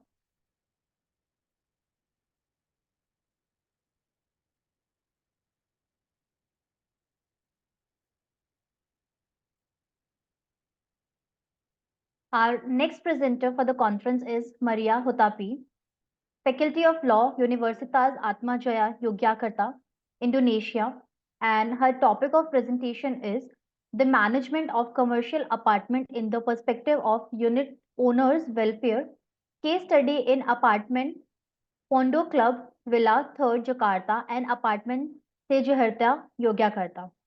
I would like to ask all the participants to read the abstract.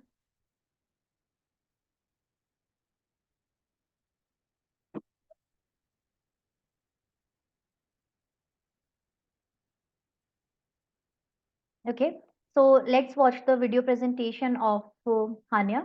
Mr. Maria.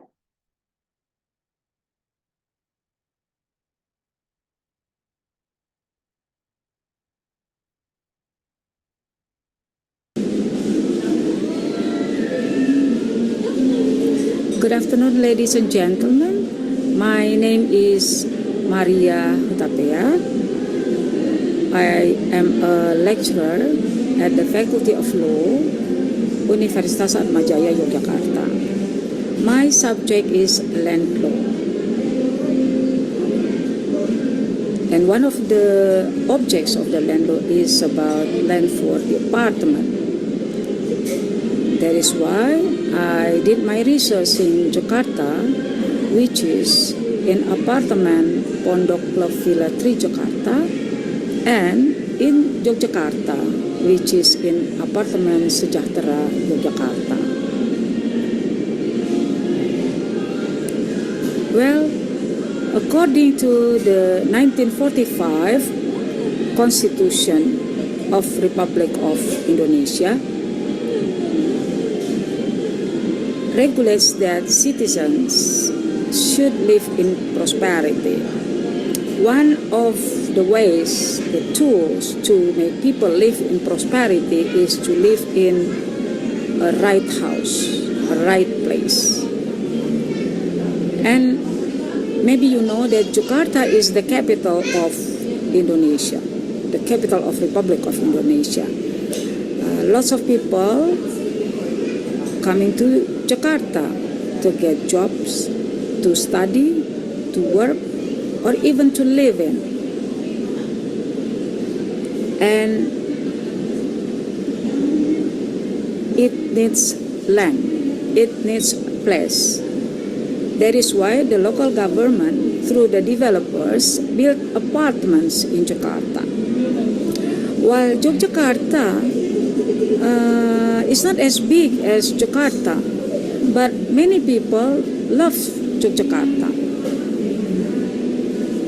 Students from all over Indonesia like to study in Yogyakarta. Yogyakarta has several names, as a student city, as a cultural city, and yes, in Yogyakarta you can find a palace. So we could learn about the traditional of Java in Yogyakarta. And also in holidays, people like to come to Yogyakarta. And of course, those makes Yogyakarta should prepare places to live. And the land in Yogyakarta is limited. That is why governments, through the local government, through developers, build apartments. And we know that living in a private settlement is completely different than living in an apartment. An apartment consists of so many units or rooms where people share same building, same floors, and others should live nicely. So it needs to be managed. In Indonesia, there are several regulations concerning apartment. They are the law number 20 of 2011, the government regulation, and also the regulation of the Minister of Public Workers and Housing. Those regulations regulate the developer to manage the apartment, and the developer encourages the unit owners to build the Association of Apartment Unit Owners and Residents. And my legal problem is, how is the management of commercial apartment conducted to create the welfare of unit owners' welfare in apartemen Pondok Club Villa 3 Jakarta and apartemen Sejahtera Yogyakarta, Indonesia?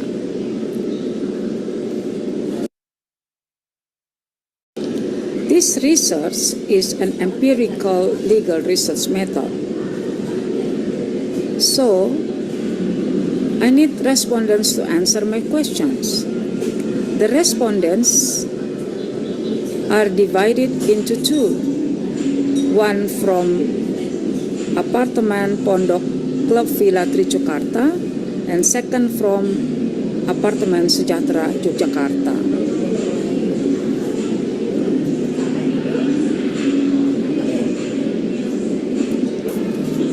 From apartemen Pondok Club Villa Trijokarta are the supervisor and 10 unit owners, while from apartemen Sejahtera Yogyakarta are the head of the committee of the association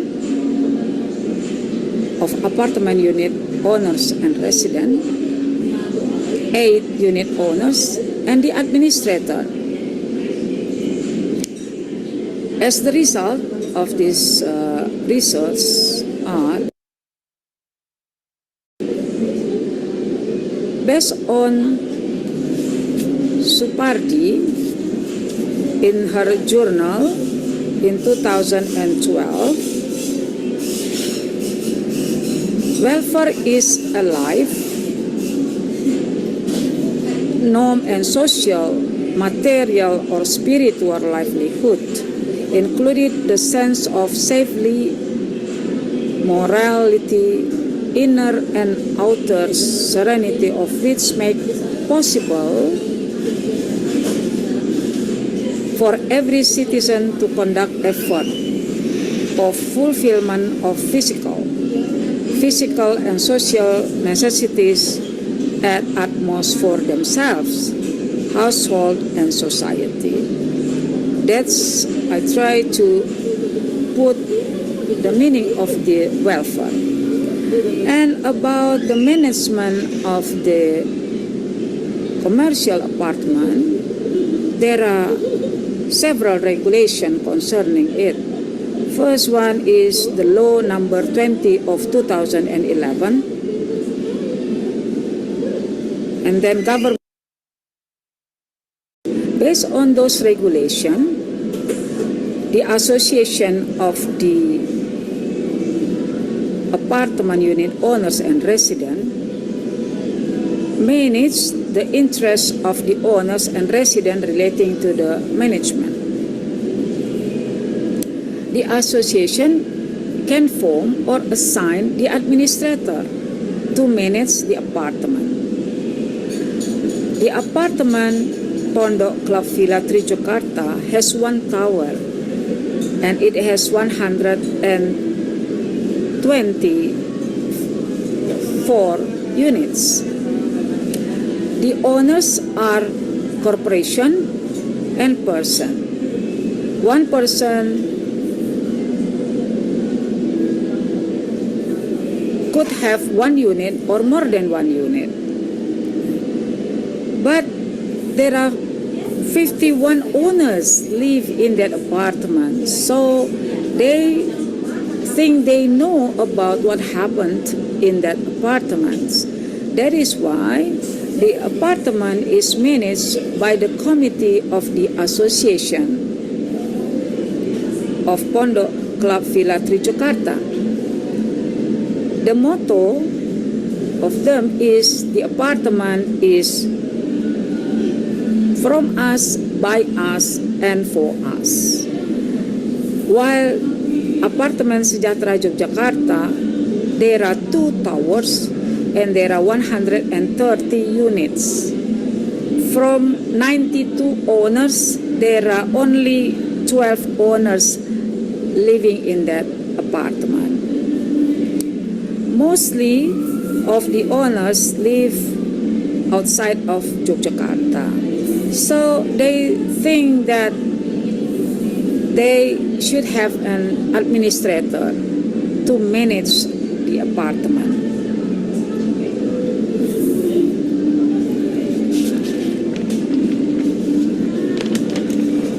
Conclusion.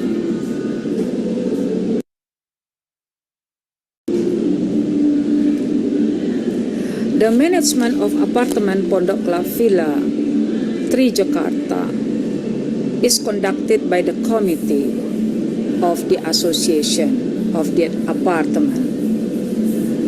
while the management of Apartemen Sejahtera Yogyakarta is conducted by the administrator, which is called PT Fortuna Sejahtera Yogyakarta.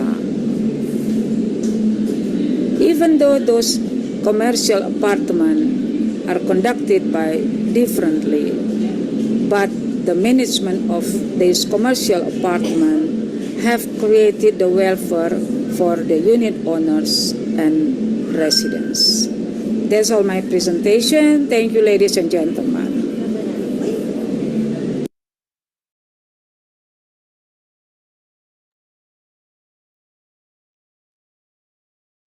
Thank you so much for a wonderful presentation. So if any participants have any query regarding the presentation, they can put in the chat box.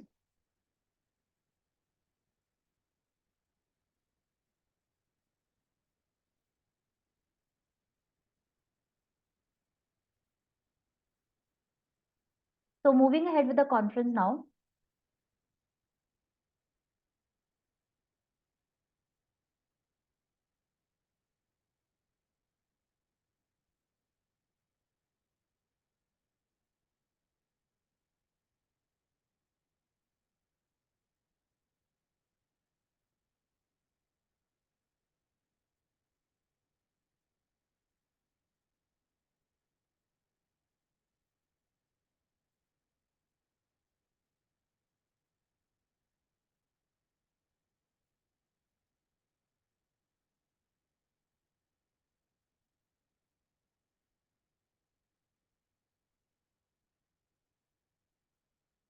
Please provide me a moment.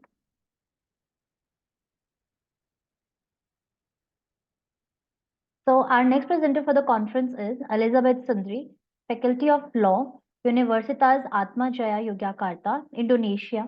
And her topic of presentation is Neutral Reform of Indonesian Marriage Law, a proposal based on empirical problem of the enactment of religious law.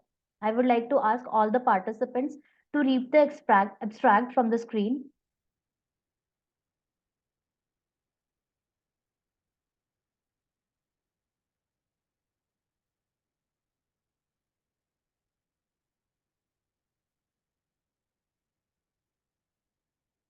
Due to unforeseen circumstances, she is unable to join the conference. Now we are moving ahead with the conference. Our next presenter of the conference is Joseph Surkolski, Faculty of Safety Engineering, VSB Technical University, Ostrava, Czech Republic. And the topic of presentation is the use of socio-economic aspects as a tool affecting the security and stability of society. I would like to ask all the participants to read the abstract from the screen. Thank you. Hello.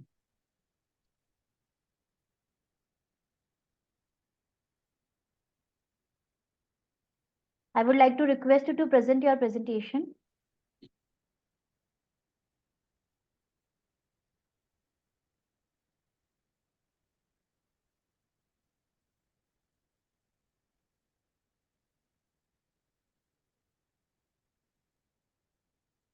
This will be, excuse me. Yes.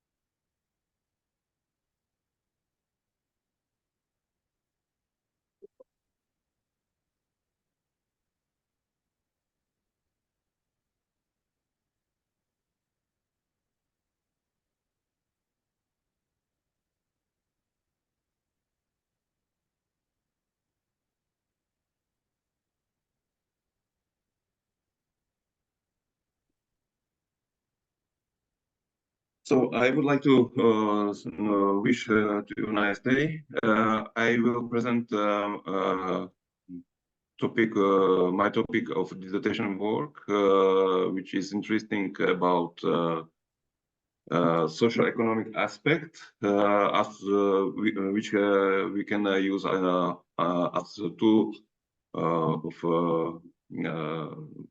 affecting the security and stability of society. I'm studying on a faculty of safety engineering in Ostrava in Czech Republic.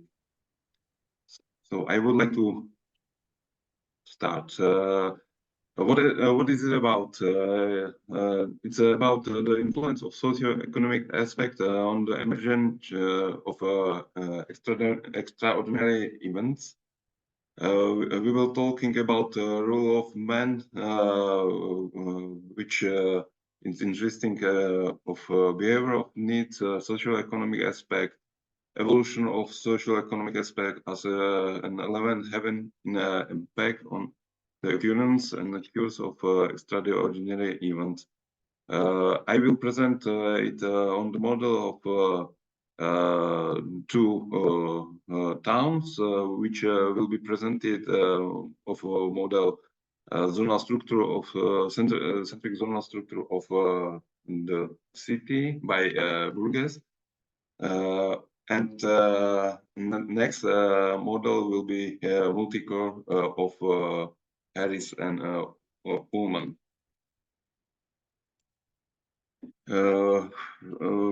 It will be about the use the socio-economic aspect as effective tools for prevention against extraordinary events.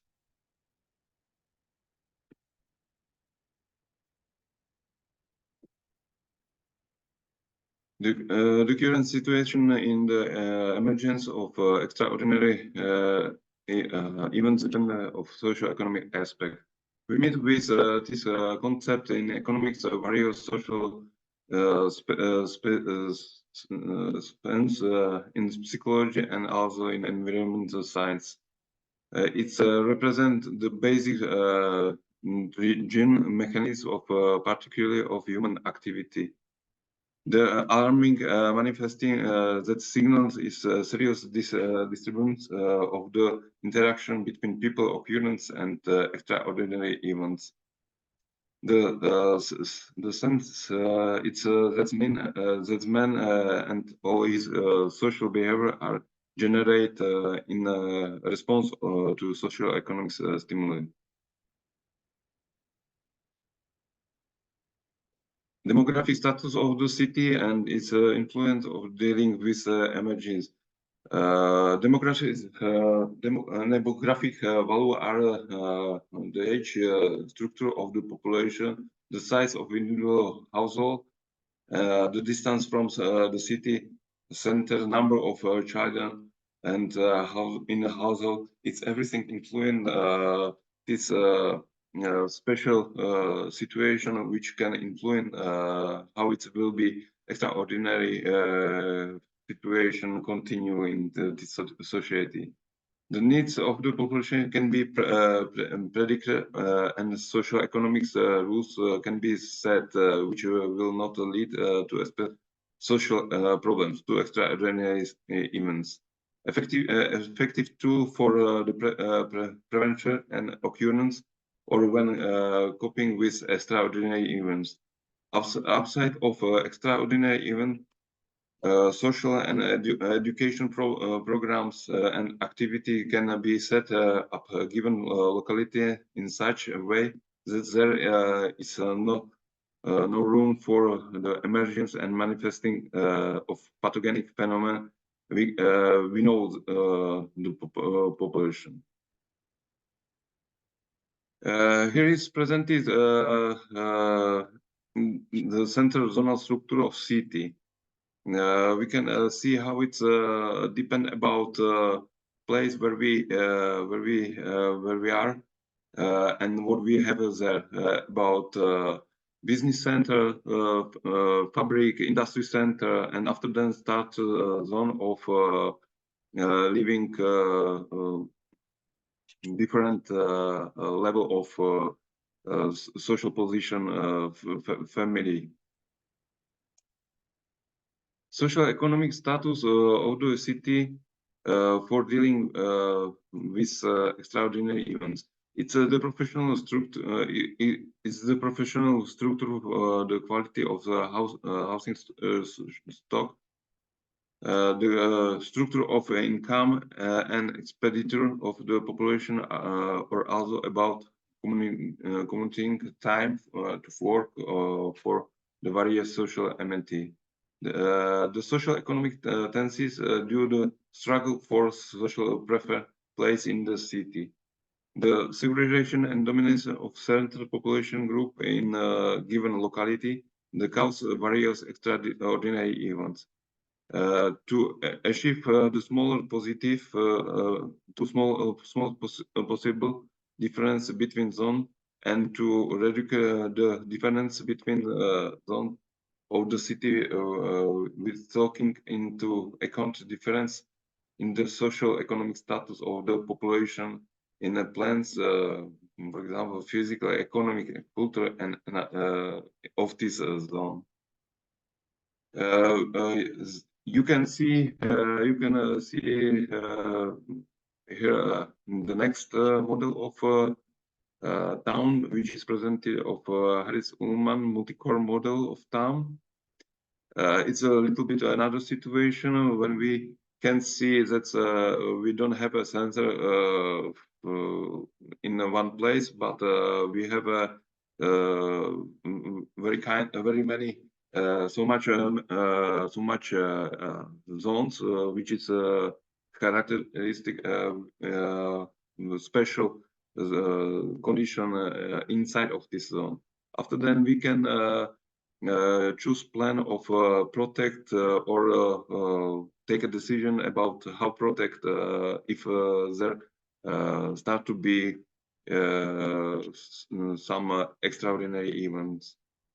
Everything influence it and with another problem, it can be more large this problem in this zone. For example, ethnic status of city for dealing with extraordinary events is the next point which we can influence of condition which we will practice in this zone. One of the most ethnic status of city is sometimes one of the most problematic elements of social solvents in a locality which with larger accumulation of many nations. Poorly set condition and rules brings problem leading into crisis situation and extraordinary events. It's the ethnic status of the city, the national composite of the population, ethnic homogeneity, religion, that can significantly select the population and capitation in society. The emergence of excluded location, ghetto, or slums.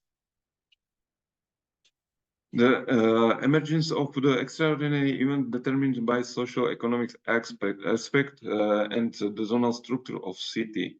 Here is presented by models Burgers. The simply variance of models can be bring simply result of this extraordinary events. Social economics problem can be very easy identified thanks to the characteristic system. Energy problems, population explosion, poverty, or make awareness of locality. From center, it's for example, it can be presented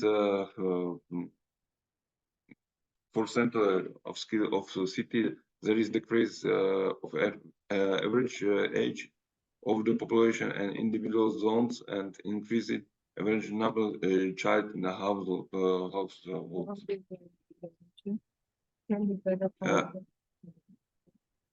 The emergence of the extraordinary event determined by social economic aspect, the inflation of social economic problems, action of the failing social economic system on the outkill city poverty lack and basic reverse in increasing the determination environments condition for life. Complete failure of social economic system domino effect. We can see immediately check of socio-economic aspect in the given locality. Increasing crime, drugs, and alcohol audition. Example: town with adjacent close mine shaft in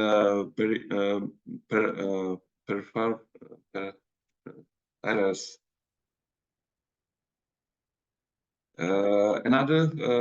Another we can see the explosion of social economics problem, which can be presented the primary social economic system concentrated city, increasing crime, the spreading of negative process, the other peripheral location and the cities. It can be presented by Detroit in USA, where stop industry, and after then from this center it's called the social economic problem in peripheral of this zone, and stop their life in this city. After some years, it was again started there, and now I check the situation that maybe a little bit better there is.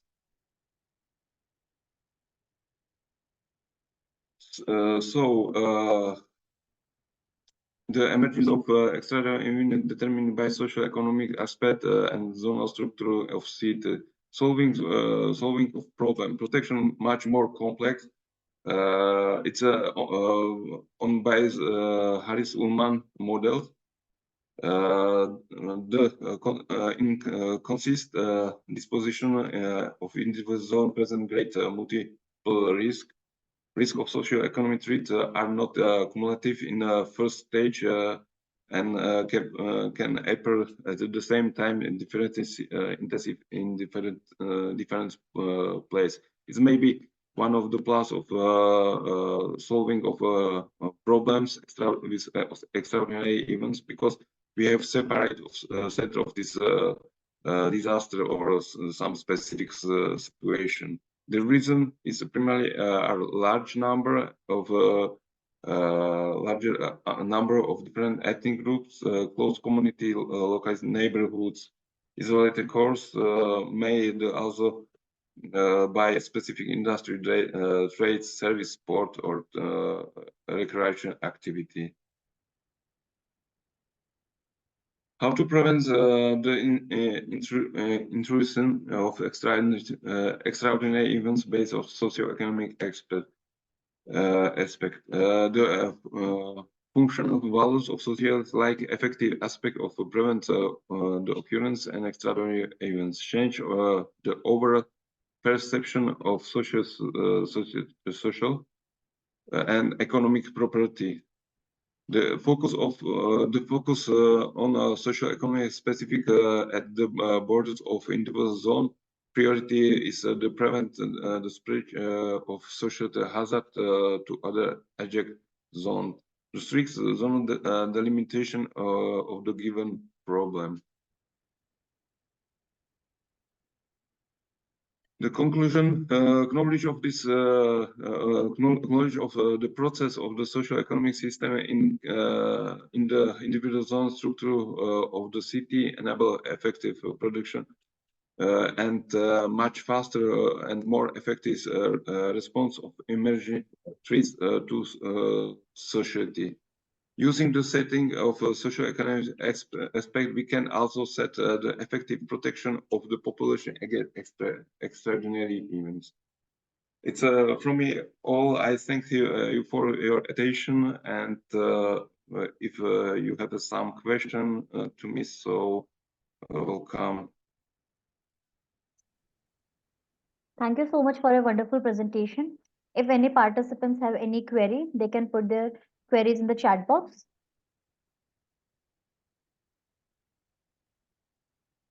Okay, so let's move ahead with the conference.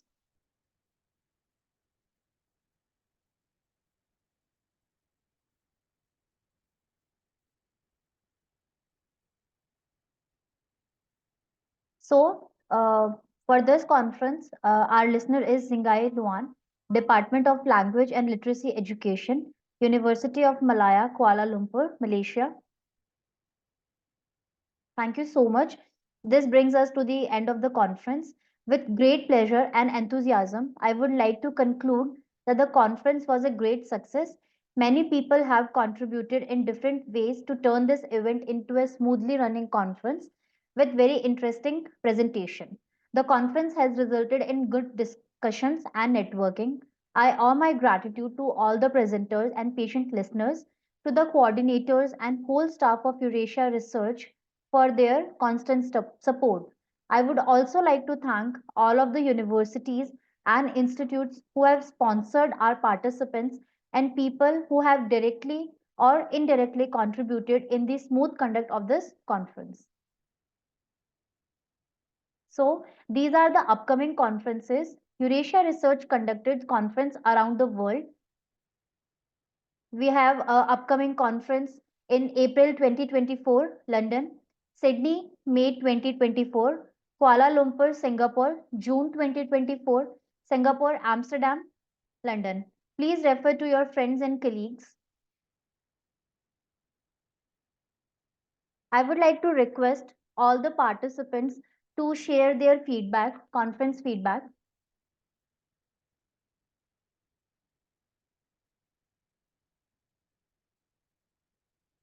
Eti, would you like to share your feedback? All right. Thank you for the opportunity. I would like to check whether my voice is clear enough to be heard. Yes, you're properly audible. Okay. Really appreciate for the international conference held today online by Eurasia. Thank you. All of us. Thank you so much. But I would like to give a little bit input or suggestion. Maybe when you, as a convener, want to change the schedule date, it's better to consider all of the aspects because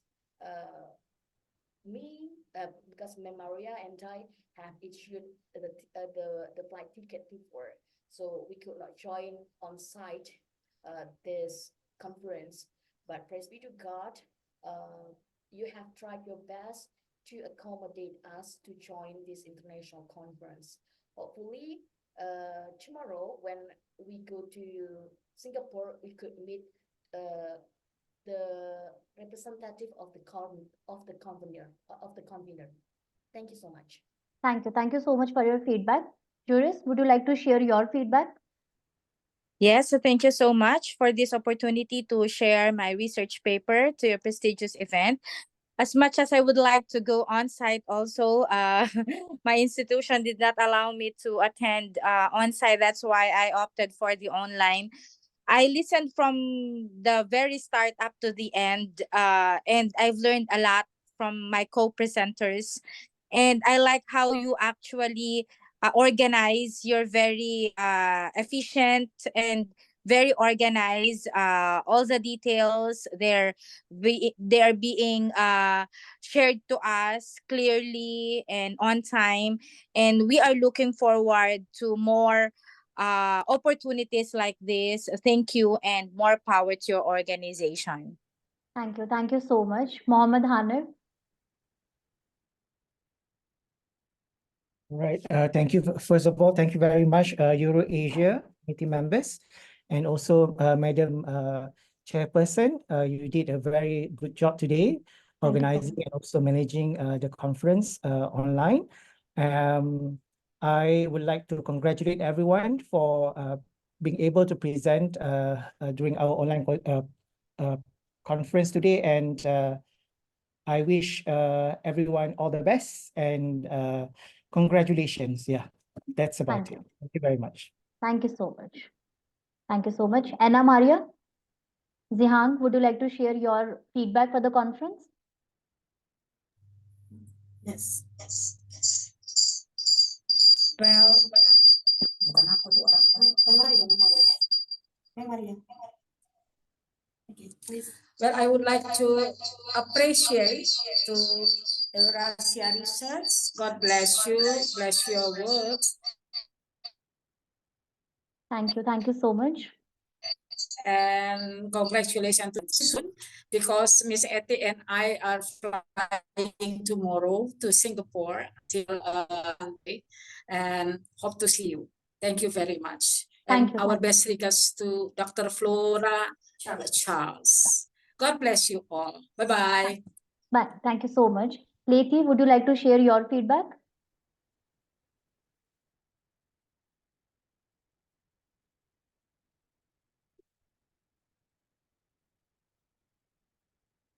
Thank you so much. Thank you.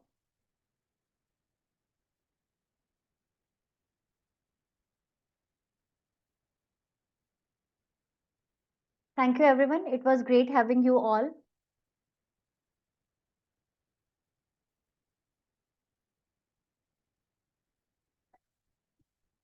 Thank you so much. Have a nice day.